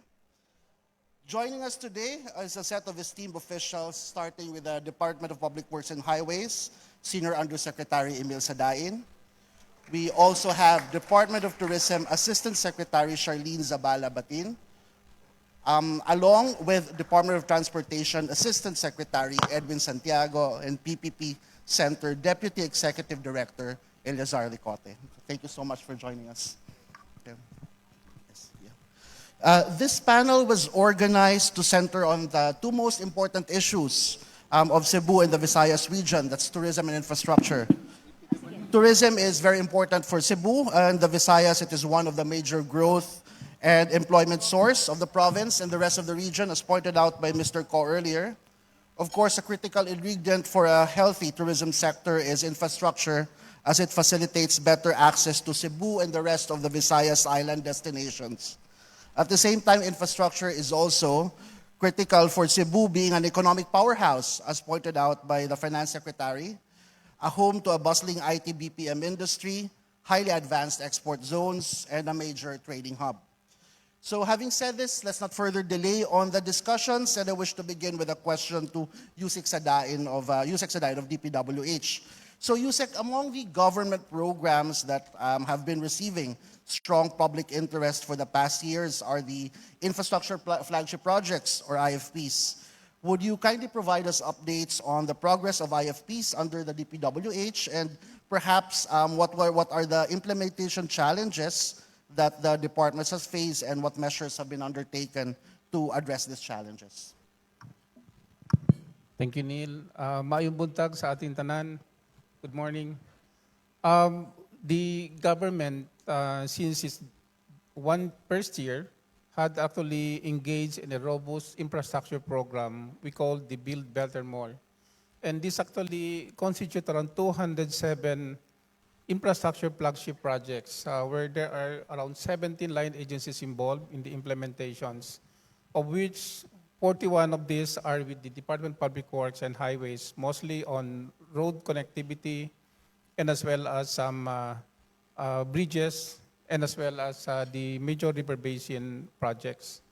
With the program for the Build Better More, it's actually aimed to accelerate infrastructure development increase the productive capacity of the economy, generate more jobs, and strengthen the investment climate of the country that leads towards a sustainable and inclusive growth. Napakalaki po yung programa ng ating Pangulo. But with this, there are always challenges that goes through, not only with DPWH, but the other 16 line agencies. For the 41 project that we had in the DPWH, we have around 11 interlinked bridge connector, which are actually primordial in most of these big-ticket projects. Following the successful constructions of the Pangil Bay Bridge in Mindanao that connect Tubod and Lanao Norte to Tangub City, is actually an open door where the opportunity and the potentials of local engineers coexist with the foreign engineers, with the contractors and consultants, really work hand in hand. Hindi nyo mapapaniwalaan that project was constructed at the peak of the COVID-19. No? Since 2020 when we started, we went through a very delicate situations from the mobility of the equipment, the personnel, and including all the logistics, including the funding that went on the trickle down of these expenses. But fortunately, we succeeded, and that was actually inaugurated by no less than President Bongbong Marcos last September 27 last year. So it was actually a magnanimous openness on infrastructures where it went through a successive implementations of more big-ticket projects like the one in Bataan, Cavite Interlink Bridge that connects Southern Tagalog, Metro Manila, and the Northern Luzon. This is actually the next long-span bridge that we're actually building at 32.15 kilometers. We have already completed the full detailed design, and we are now in the procurement stage in this year, 2025. And next year is going to be the civil works portion for these whole projects. And hindi po na nagpapaiwan din ang Visayas. We have the Panay, Guimaras, Negros Island. This connect Iloilo, Guimaras to Negros Island at 33 kilometers long of bridge. This design will be fully completed by the end of September this year, and this will be going submitted to NEDA or to DepDep for evaluations and subsequently for endorsement for funding through DOF and for the approval also of the Economic Development Council headed by His Excellency President Marcos Jr. So this is going to be a big ticket project. But it doesn't stop there because the challenges will also go to Cebu. And this is the Port Cebu Mactan Bridge that we are now actually in the procurement stage. Maswerte po ang Cebu because when the first bridge was constructed in 1973, we thought that's only one that is necessary. Nasundan ng second yan in 1999, the Marcelo Fernan Bridge, named after the late Chief Justice. Then another bridge, the Cebu-Cordova Link Expressway, a bridge which is actually constructed in 2022. And now you have the Port Bridge, the Mandaue-Mactan Bridge, along with the coastal connector. No? This is another 3.3 kilometers long bridge with 2 kilometers viaduct and 5 kilometers Mandaue coastal roads. Napakalaki po ang programa ng pamahalaan for Cebu and for the entire Visayas region. There are also more projects. The Panglao-Tagbilaran Bridge that will connect Tagbilaran-Bohol all the way to Panglao Island. Then there's also the second San Juanico Bridge. The first bridge, when it was constructed in 1973, we thought that's only one is good enough. No? But because of the heavy traffic and the wearing of the structure itself, since it was built in 1973, more than 50 years from now, we need to build another bridge, the second San Juanico Bridge, which is longer in length than the first one. Once this is completed, then we go for the total rehabilitations of the first San Juanico Bridge. And these two bridges, once in full operations, it will coexist and have a more better network and connectivity, connecting Leyte and Samar all the way up to northern Samar. No? Then there is also the Daang Marlica projects that we're actually building, because Daang Marlica from Apari all the way to Mindanao in Zamboanga City, that's about 3,500 kilometers. But the most severely affected and damaged sections are those in Samar and Leyte, which is 200 kilometers, and 100 kilometers in Agusan. So we are actually working on this, funded also by ADB. And towards the upper northern Samar, that is actually from Samar to Lawang National Roads, that's also the remaining missing gap that we need to build, is also in the betting for the consulting services. And there are two more big bridges, the Kalumutan and Lawang Bridge, that are actually in that region. So lahat po ito, once it's really completed, Visayas will gonna be the big basket on economy and progress, kapatay na po ng Luzon regions. And for the river basin, you have 3 here out of the 18 major river basin. The Ilog Hilabangan, which is actually in Negros Island, that is already in the detailed design phase. And another one is in the Halaor River Basin in Iloilo. And the third is the Panay River Basin master plan that we're also working through. All these 3 big ticket projects for river basins can address a more precise and accurate locations on infrastructure's interventions to address flooding. Alam po natin, I think everyone knows that DPWH is really facing a hard challenges this time, doing its own investigations on small projects that are not actually properly vetted or no master plan at all, for especially in the inner side of small rivers and creeks and even the drainage system. I think it's time to have a more holistic master plan, not only for the major river basins, the 18 major river basins, but also the 400 principal rivers all over the country, and inclusive of the drainage master plan for each urban cities. This is actually one avenue where we are now working with Metro Manila, because Metro Manila has 17 active cities where all its drainage system actually intertwine each other. And you know that flooding will seek its own level regardless of the locations. Basta may pasukan yan, flooding will spread all over. We call it the Integrated Flood Risk Management Master Plan.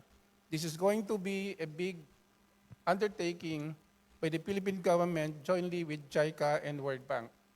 And once this can be succeeded, we can also do a parallel undertaking, especially for urban city like Cebu, and even Davao, or even in Luzon and Visayas, wherever, there should be this kind of master plan. And this is one avenue that we're looking at, aside from doing its own investigations from the bad eggs of the department. We're also working properly and aggressively on the true mandate of the department, as well as its own programs.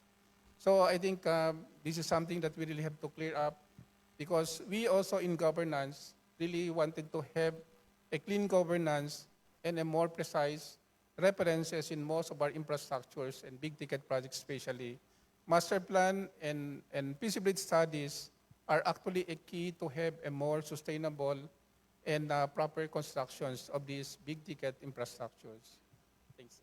Thank you very much, Yusek Emil, and we very much look forward to the completion of those connectivity projects, which would definitely help facilitate further the trickle-down effect that we've been looking for, and also for very much touching on the flood management project, which is of a great concern, including here in Cebu and the rest of the country. Moving now on to tourism, I'd like to ask ASIC Charlene this question, that tourism has contributed about 8.9% to the economy last year. And could you tell us on the targets of the DOT and how the department envisions of Philippine tourism, particularly how to position the Philippines as a global tourism destination? So, good morning everyone. Maayong buntag sa inyong tanan. From the Department of Tourism, the vision for the future is clear. It is no less than President Bongbong Marcos, who stated in his persona that we are envisioning the Philippines to become Asia's tourism powerhouse. So with that mandate, our Secretary Cristina Garcia Frasco, is looking at various things, particularly infrastructure, and we welcome kaya I'm so happy katabi ko si Yusek kasi infrastructure. And we're so very happy to hear the privatization of several airports, major of which is NAIA and then Laguindian, and we're looking at more regional airports that will be privatized soon. So these kinds of infrastructure projects really pave the way for more tourism investment, tourism activities, And at the ground, I mentioned ni Sir kanina that the government must be felt at the ground, at the grassroots level. And this is where I think tourism really plays a major part. Tourism being a low-hanging fruit for business and economies, we feel and we see that the impact of tourism to the LGUs, the people, is felt in 3 areas. Number 1 is employment. We have been seeing a rise in employment in tourism, direct or indirect. Actually, we have 10 million directly employed to tourism and another almost 7 million indirectly or induced by tourism that is employed. Second, the thing that we have felt is number 1 is the rise of MSMEs in tourism. In fact, 98% of our tourism-related or tourism-accredited establishments are MSMEs. Third is we are seeing now access to finance that we have not seen before with our DOT, DTI convergence programs on loans. So I urge all of your members in the Cebu Business Chamber to look into this Turismo Ascenso loan program to enable our local MSMEs to rise up, level up their business, and we are here to help as well. In terms of domestic tourism, we have seen 103% growth pre-pandemic levels, and we urge you to look into that number as well, that domestic tourism is the largest in Southeast Asia, and we are the first in that rank. Domestic tourism have steadily increased.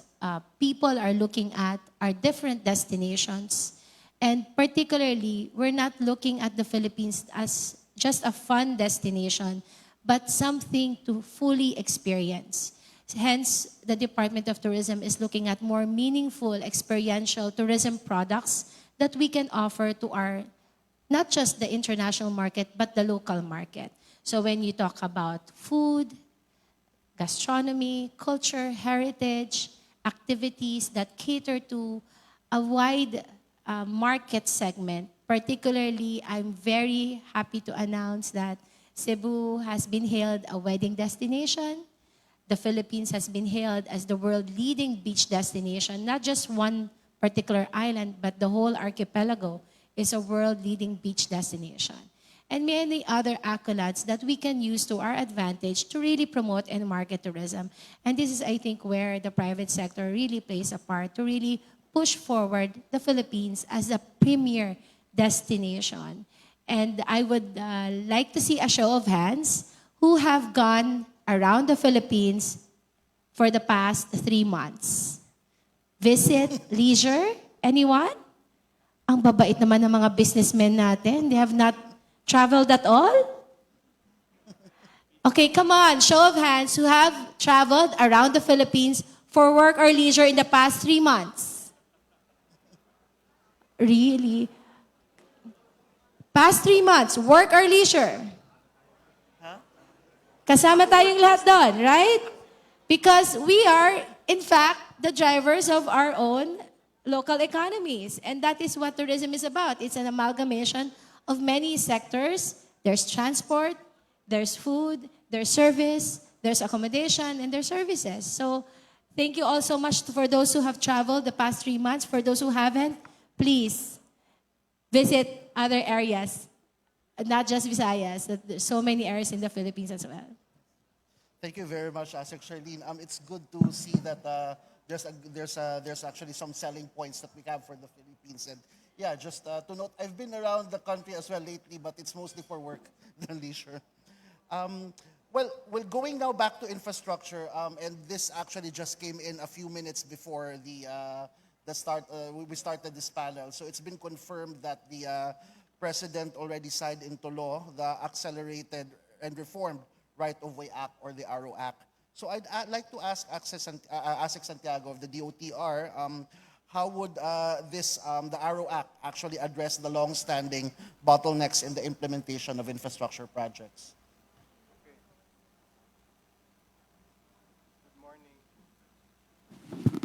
Is there sound? Good morning. Okay. The ARO Act, as you very well know, tries to address the perennial problem of the delays in infrastructure. the right-of-way issues have plagued the projects for a long time, causing the major delays. So the ARO Act will provide four features that will ease and accelerate right-of-way acquisition. So the first is it gives us a lower threshold for the subterranean right-of-way. So what this means is that presently anything up to 50 meters is considered, or below 50 meters is considered free space without the need for right-of-way acquisition. But the law will reduce that number from 50 meters to 18 meters. So that frees up a lot of the space, and that will allow a lot of subterranean development. And that's only for infrastructure flagship projects. The second feature of the ARO Act would be the land valuation. Somebody mentioned the RP Vara. So again, one of the causes of delay in right-of-way acquisition is the negotiation of the land value. So with the RP Vara being cross-referenced in the ARO Act, so the objective is to make the land valuation easier, and therefore the transaction will proceed smoothly. And the third is easier payment terms. Previous to the ARO Act, the government has to pay 100% for right-of-way acquisition. So now the law will allow only 15% upfront. So that makes the infrastructure projects proceed without much financial burden on the government. So the remainder, of course, will still be settled, but it allows the project to commence immediately. And finally, you have the PPP private partners as authorized to do land acquisition. So currently, it's just the government doing that, but with the enhancement of the PPP arrangements and our direction towards more PPP arrangements, so we will allow, the ARO Act will allow the private partners to do the land acquisition, the right-of-way acquisition for and in behalf of the government. Yes. Thank you very much, ASEC. And so we look forward to the swifter implementation of projects by addressing the right-of-way challenges that we had through the ARO Act. Well, now would like to ask DED Ricote. Sir, among the centerpiece PPP projects from years back was the Cebu International Airport, which is still a showpiece, piece of infrastructure that we have. Could you share updates on recent key infrastructure projects currently being implemented under PPP arrangements, and what have been the milestones so far? Thank you, Neil. Yes, the Cebu Airport is a showcase PPP project, I think, and very consistently in the talk of Secretary Recto and Mr. Ko earlier, they mentioned PPP, a mechanism that we really should enjoin, looking at private sector financing, private sector innovation and technology outside of the regular budgetary allocation. But before that, may I just mention that the PPP program has actually been embedded into our development program. If you can show the slide, we expect to have 6 to 7% of our GDP covered, presented or allocated for infrastructure financing or infrastructure spending, with private sector putting in a big input to that. Next slide, please. And we have, in fact, in the current administration, has been very consistent in saying, let's not just look at the appropriations and official development assistance, but look at private sector finance. They can bring in financing, technology, innovation, and he even mentioned right-of-way acquisition mechanism where private sector can be asked to help.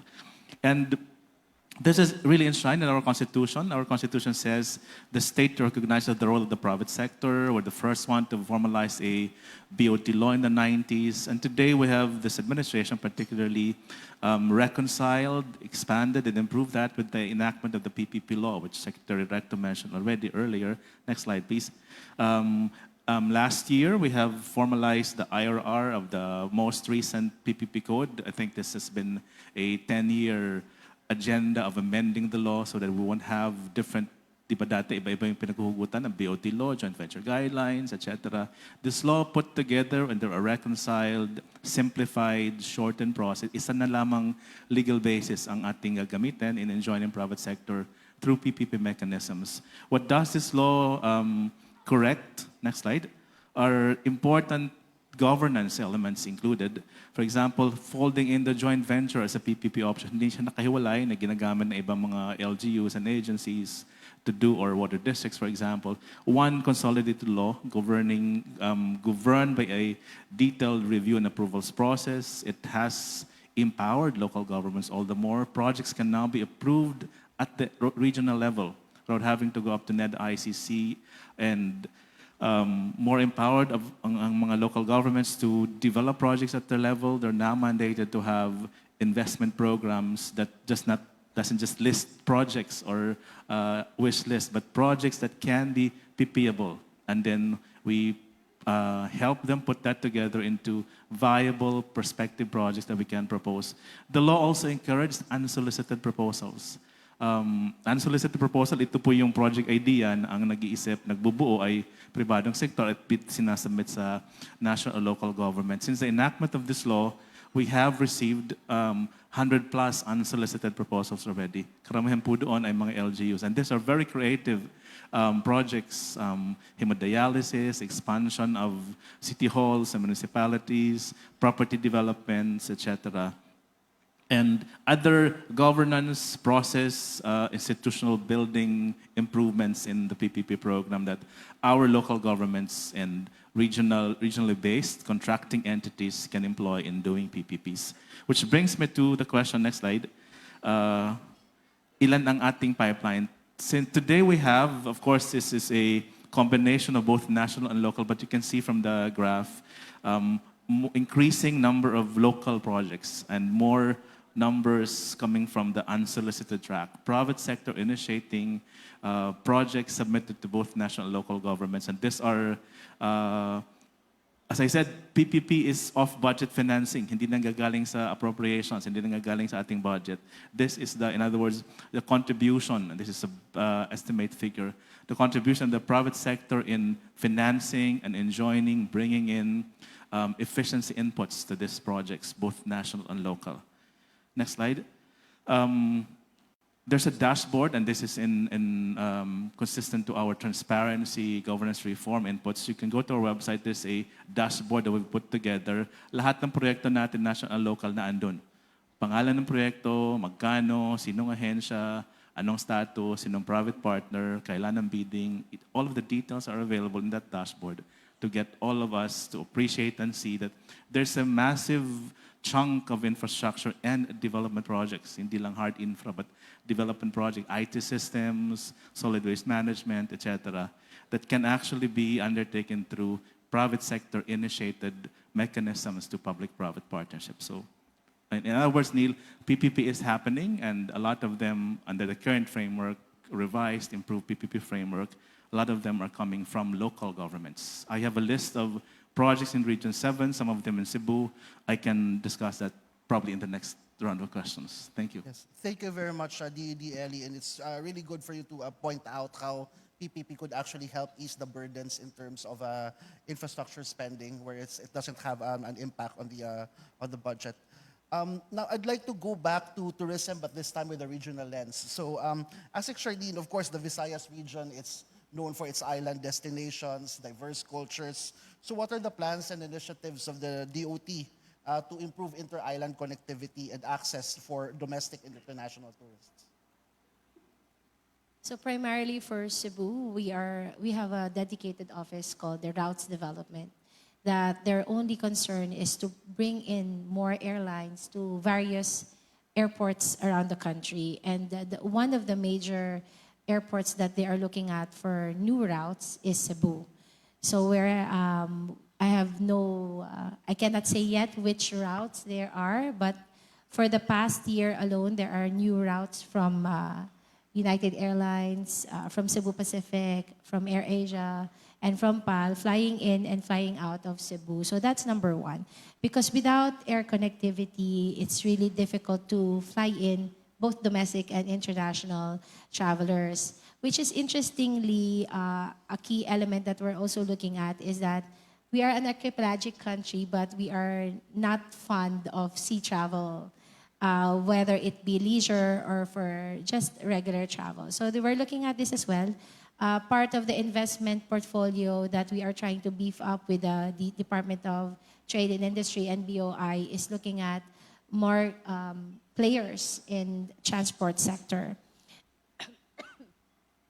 And particularly for Cebu as well, here in the Cebu province, we have 3 tourist rest areas. These tourist rest areas are investment made by the Department of Tourism through our Investment Enterprise Zone Authority that really puts forward destinations that are lacking in basic infrastructure. So a tourist rest areas has number 1, clean restrooms, parking space, information booths, an area for pasalubong where local entrepreneurs and souvenir makers and food makers can put their products in display, charging station, Wi-Fi. And this is in partnership. Siguro, this is a form of PPP, sir, that this is in partnership with the local government units that has identified, along with the Department of Tourism, the locations where these are to be built.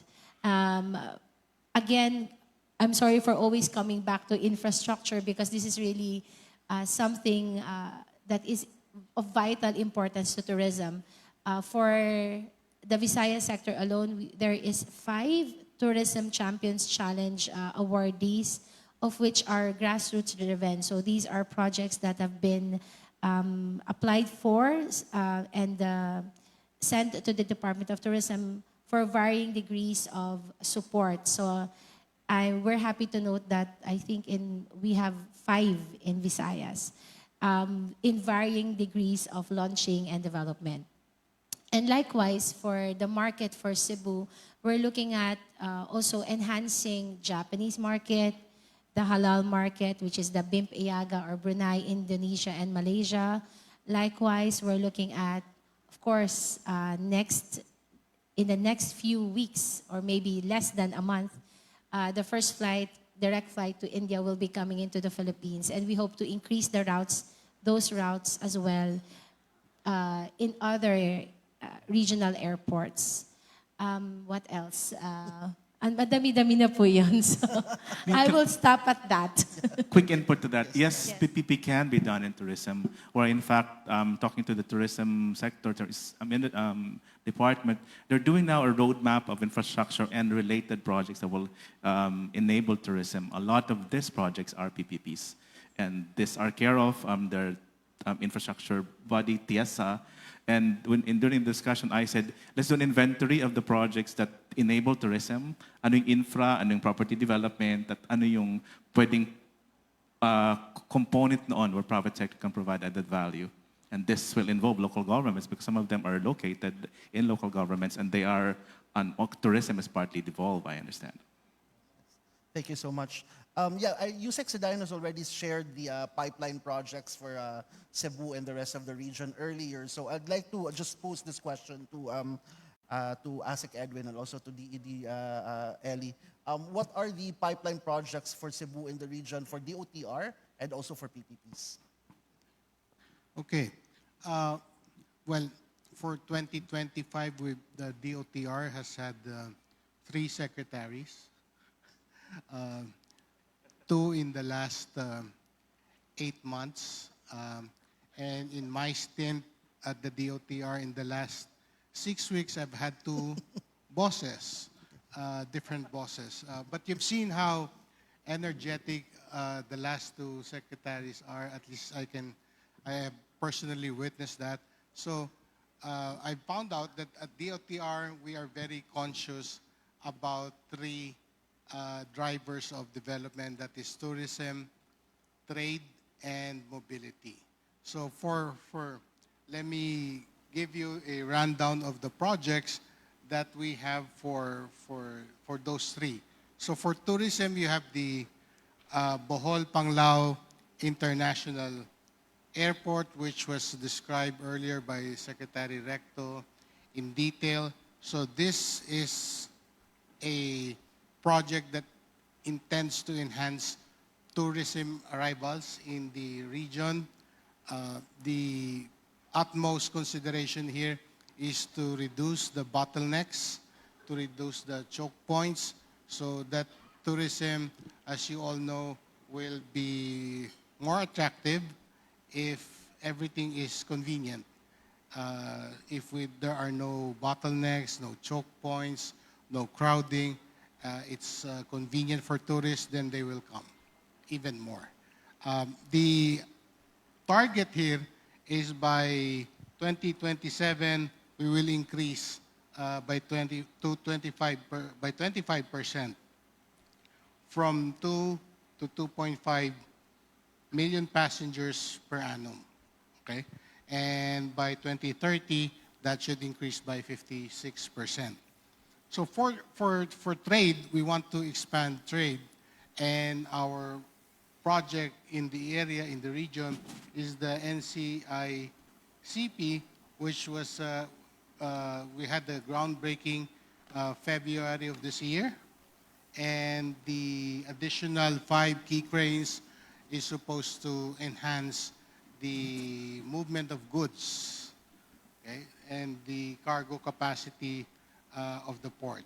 And we have the pilot test of the Cebu BRT since yesterday, and that is for the phase 1, and we intend to finish the rest of the remaining 2 phases after phase 1 by 2027 and beyond.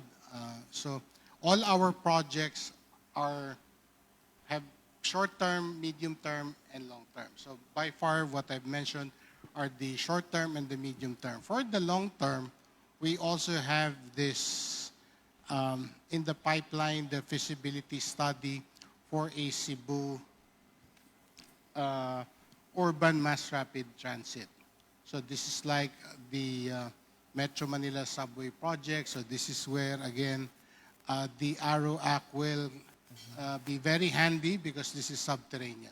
So those are the projects, Neil, that we have in the pipeline. Yeah, thank you. From what I understand, the subterranean rail would run from Danao to Carcar City, right? Yes, Yeah. it's a 67-kilometer stretch. Yes, yeah. DOD, And some of them are going to be PPP or will have components on PPP. I also have a short list of projects in Region 7. This is at least based on submitted to us as part of our pipeline. Can you go to that, please? But the first 2, as mentioned, will be the OTR's Cebu BRT and the Cebu International Container. Ano yung PPP doon? The operational maintenance of these 2 big port transportation facilities will be done as PPP, meaning private sector will be the one operating, maintaining, and pushing for this project moving forward, which is, I think, value added we saw in the airports that are now being managed, operated, and maintained by the private sector. Others are under development projects in Region 7, including, next slide please, ito yung under implementation, marami dito sa Cebu, sa Region 7. Next slide, isa pa.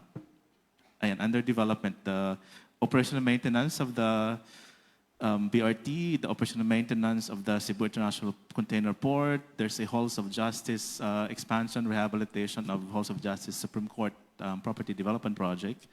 Some of them are in Cebu. There's a school building, phase 4. This is private sector constructing, operating, and delivering for government school buildings, which will be difficult for us to our own budget and procurement limitations. Some of this will be in Cebu and Region 7. This is managed. This, by the way, hindi lang LGU ang pwede mag-local PPP. State universities and colleges can be contracting entities as well.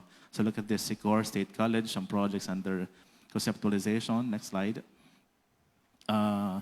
Philippine Ports Authority, they have these projects also being under conceptualization, and we're helping them put together the necessary feasibility studies. And there's an unsolicited proposal for a monorail transit system. I don't have the long list, but can you go to the next slide? I'd invite you to our dashboard. There's a lot of projects not care of national government, but local governments. LGUs are contracting entities. Go to this website, go to the LGU. Under the local PPP code, they're now mandated to put together a comprehensive investment program identifying which are PPPs, and therefore they figure into our dashboard, and we make available information on where they are under development, under procurement, or an unsolicited proposal has been received. So there's that. A lot of them care of local governments in Region 7. So yun, marami nila. Yeah, thank you very much, DEDLE. I think if I remember correctly, there are about 62 infrastructure flagship projects that are more or less related to PPPs, and 11 of which are actually here in the region. So that's quite Correct. a good share. The countries, the IFP of the administration, around 100 plus, no? 100 plus IFPs, around 1/3 of that are PPPs. Yeah, and a good share for the region as well. Yeah. I think we have some time to actually get some questions from the audience. So please raise your hand if you have any questions. Of course, kindly state your name and identify the institution that you are presenting and which official you might be addressing your question to. Yes, we have this gentleman from the left side from the stage. Yeah. Good morning. I'm Ferns Uy. I will not tell you where I am connected, but I'll be kind, Neil. I'll have a way of finding out, sir. Don't worry about it. Okay. Let's have a deal. If my question is not kind, you need not answer. I'd like to throw this question to our Senior Undersecretary, DPWH. I have two sons, Secretary Emil, and he asked me, Dad, how can we minimize corruption in government, particularly in DPWH? And my answer was, Secretary Vince Dizon said and floated the idea of having the PNP and the AFP to inspect the project before releasing the funds. My alternate solution is, why not let the Bankers Association inspect the project before releasing the funds, so that when the money goes into the banking system, source of funds is legitimate.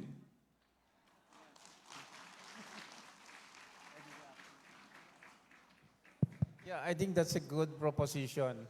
Yeah, I understand your viewpoint from the private perspective, but you know, the intricacy there is something that there should be a common denomination where both private sector, government, academe, any members of the society really have to work hand in hand.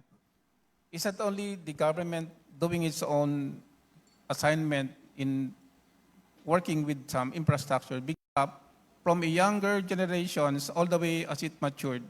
So it's a perfect culture from a society that will start from a home, going outside, all the way its adoption to the society. If you did a wrong practice, you're building a wrong training, and eventually you're giving a wrong culture in society as you grow up. So it's something that nurturing a good persons from a child stage all the way growing up as a responsible citizen should be actually in that kind of maturity and disciplined family. So in the government perspective, that is one thing that we are now building up. You know, the transition from corruption all the way to building a good culture is something that is facing a challenge, not only in DPWH, but all sectors of government, the private sectors, the academe, everyone that are actually involved in a society. It's not one person should be blamed, but it should be the entire society. I think lahat naman tayo, we know the dynamics of politics. And we cannot just single out one person, one society, or one entity, but rather it should be holistic. There was a good suggestions from the early response that governance is one. But governance should be defined not only from the national, but also in the agency itself or even in the local governance, because governance is actually multilateral in terms of its adaptation. So I think we need to have a culture where everyone can partake in its enhancement and protect the integrity of its programs and projects, and as well as its own system in government or in anywhere else. Private sector, especially the contractors, has to work also with us because there can be no corruption if no partaking from also from the contractors industry. So we need to agree in a certain level that government, private sector should coexist in the delivery of these basic services, especially if this is a government funds. This is something that we need to trust ourselves and the people that we work behind. That's why even in these most challenging years for the government, we need to really work with the private sectors. Most of our master plans and even with the studies, there's always the steering committee, not only the line agencies involved, but also the civil society, even down to the barangay. We're involving the barangay as part of the steering committee. The local government units can actually also give their own insight because hindi naman lahat ng matatalino na sa taas. Kahit yung ordinaryong empleyado mo o katulong mo, meron yan mas alam kesa sa'yo. So you need to respect them also. So that's one way of helping each other to get a more holistic disciplinary actions. No? So I think we really have to work hand in hand in this matter. Thank you very much for that wonderful response, Yusek. We have a question on this side of the stage. Unfortunately, it might be the last one that we could accommodate. So please go ahead, sir. Good noon, everyone. My name is James Tobes. I am from Cebu Contractors Association. I will not be asking about infrastructure projects or those things. I'd like to pose these questions to DOT and DOTR. How can we promote domestic travel when traveling in the Philippines is very expensive compared to our neighbors? I'd like to cite an example. Everybody is talking about resibo, so I want to have my resibo. For example, in Vietnam, Asia's tourism leader, it only cost 7,300 round-trip ticket from Hanoi to Ho Chi Minh, which is 610 nautical miles away, compared to 14,800 from Cebu to Siargao, which is only 140 nautical miles away. Or even 9,900 to travel from Cebu to Hong Kong, which is an international flight, and it is 920 nautical miles away. What steps can DOT, DPWH take to make inter-island travel more affordable, competitive, so we can promote international and domestic tourism? Thank you, James. That is a very loaded question. And it's something that has been keeping us all awake at the Department of Tourism.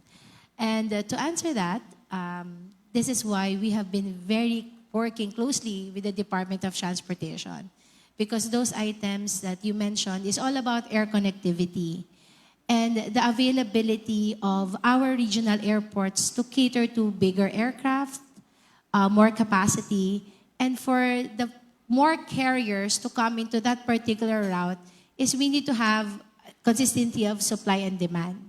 So that is why we are very happy that airports at the regional level are being privatized, because privatization of our airports can only lead to convenience, effectivity, and efficiency. So in those matters, the DOT cannot shoulder the lowering of the air costs. We hear you, we understand you, and we feel you. And this is being felt not just by international market, but particularly us at the domestic market. And we are hopeful that with all of this PPPs, privatization going on, we may see, if not immediately this year or the next, an easing up of those kinds of costs with more efficiency at the ground. So bear with us as we try to induce more players to come into those routes. You may understand this better than me, that there needs to be more players. Competitiveness is a need, but before we can bring competition in, we need to ensure that infrastructure is ready and there. So may I now turn over the microphone to DOTR. Thank you. One of the agenda of DOTR is really to have the benefits of what we do redound to the people. So in this case, in this particular case, the lower airfares, as was reported a few days ago, our acting Secretary Lopez was able to negotiate a maximum fare for the Siargao route. So that is a short-term solution, but the medium and long-term solutions will come in the form of better airports, airport facilities that will allow for bigger planes.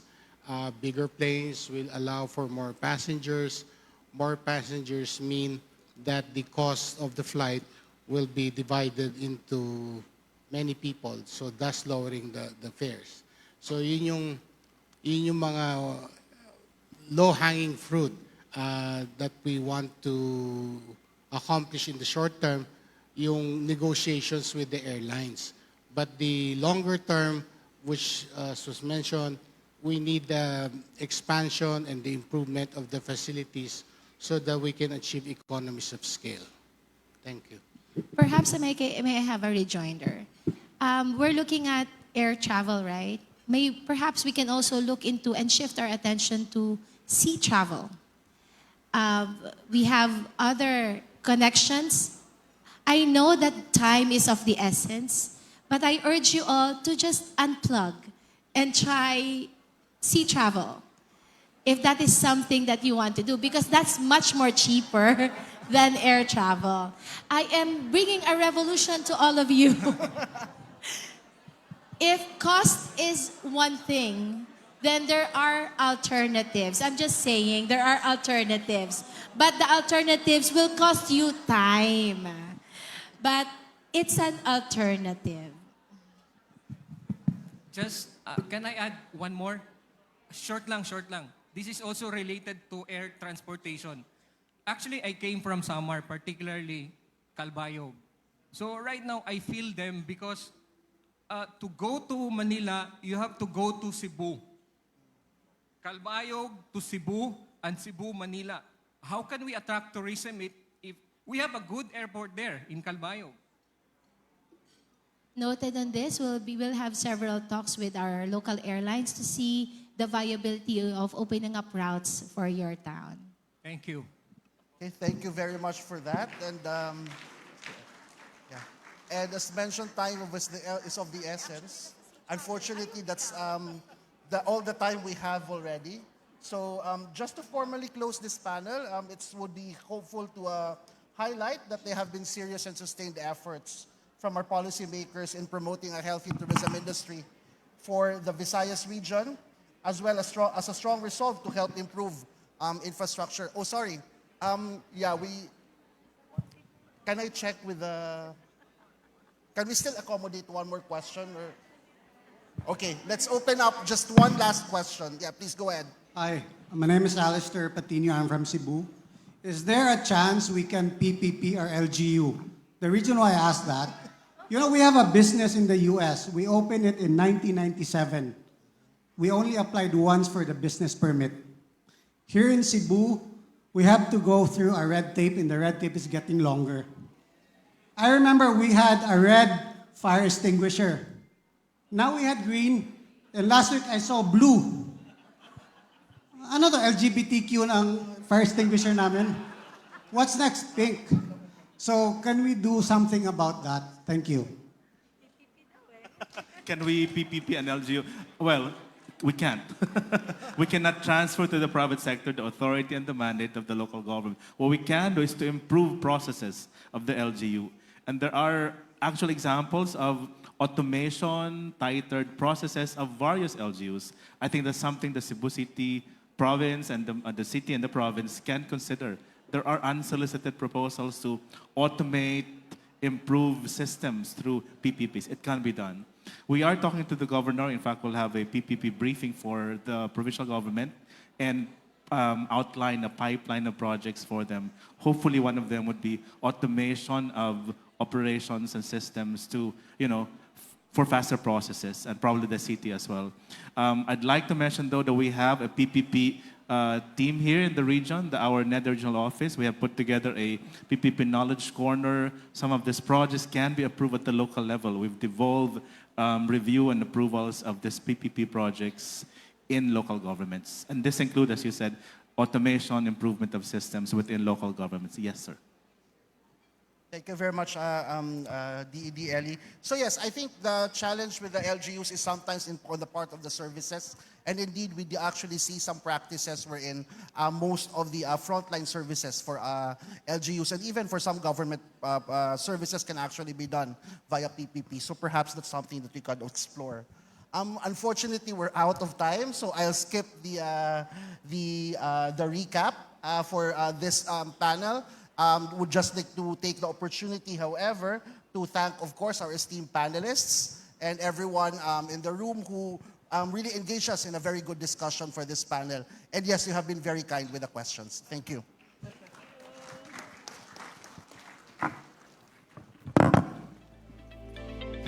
Thank you so much, Asek, Kabilas, and to all our panelists. Great job, Neil, and of course, thank you again for all our insights to all our panelists. With all the narratives, the updates, and the forward-thinking strategies we've heard, things that they have discussed and manifested, maybe at the end of this day, we may come to have this takeaway that it is not just the government or the private sector's accountability. It is actually the responsibility that we all share. And to that note, we are actually nearing the conclusion of today's economic briefing. And to officially close today's program, let me call on stage, or back on stage, Bangko Sentral ng Pilipinas Deputy Governor Zino Ronald Abinoja. Sir?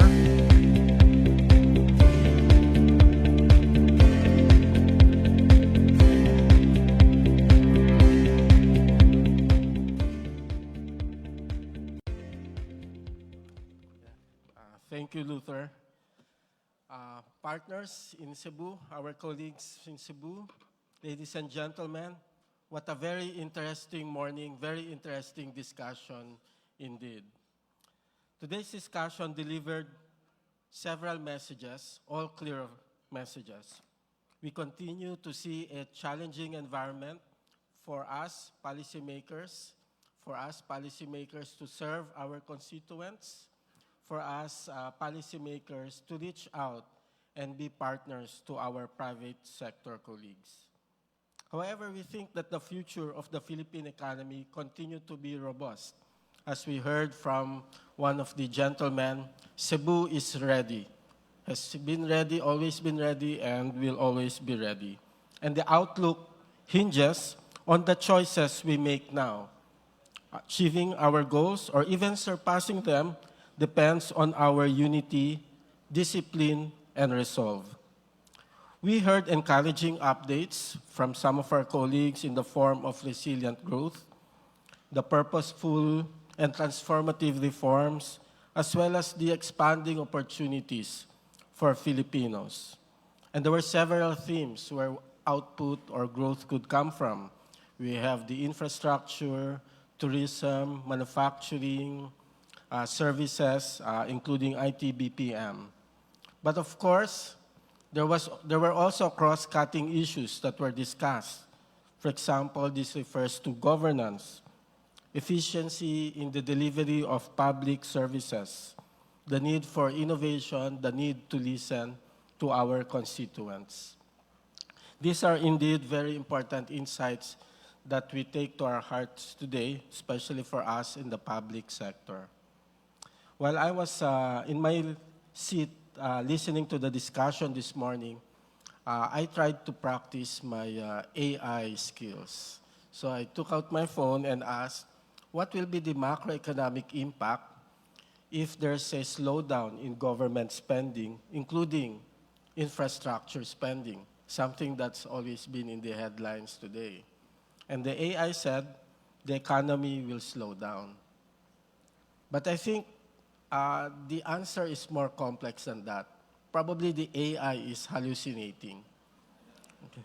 Because when the spending is inefficient, is inappropriate, if we reduce it, probably the impact will be very little.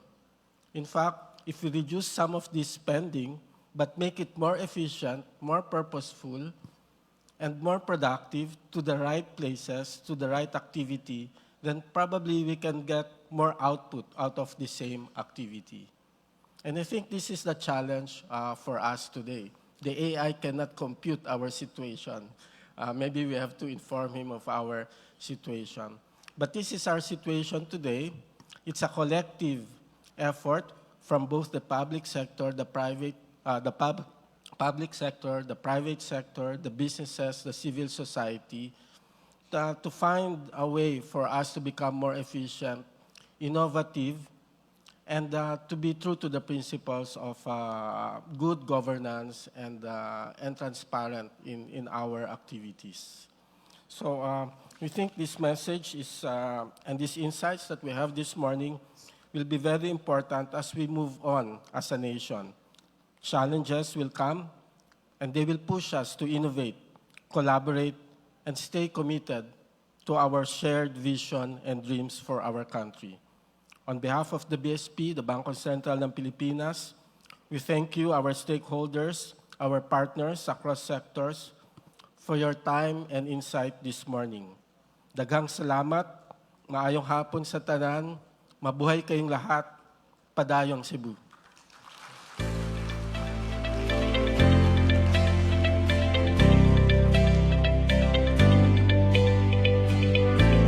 Thank you so much, DG Sino Abinoa.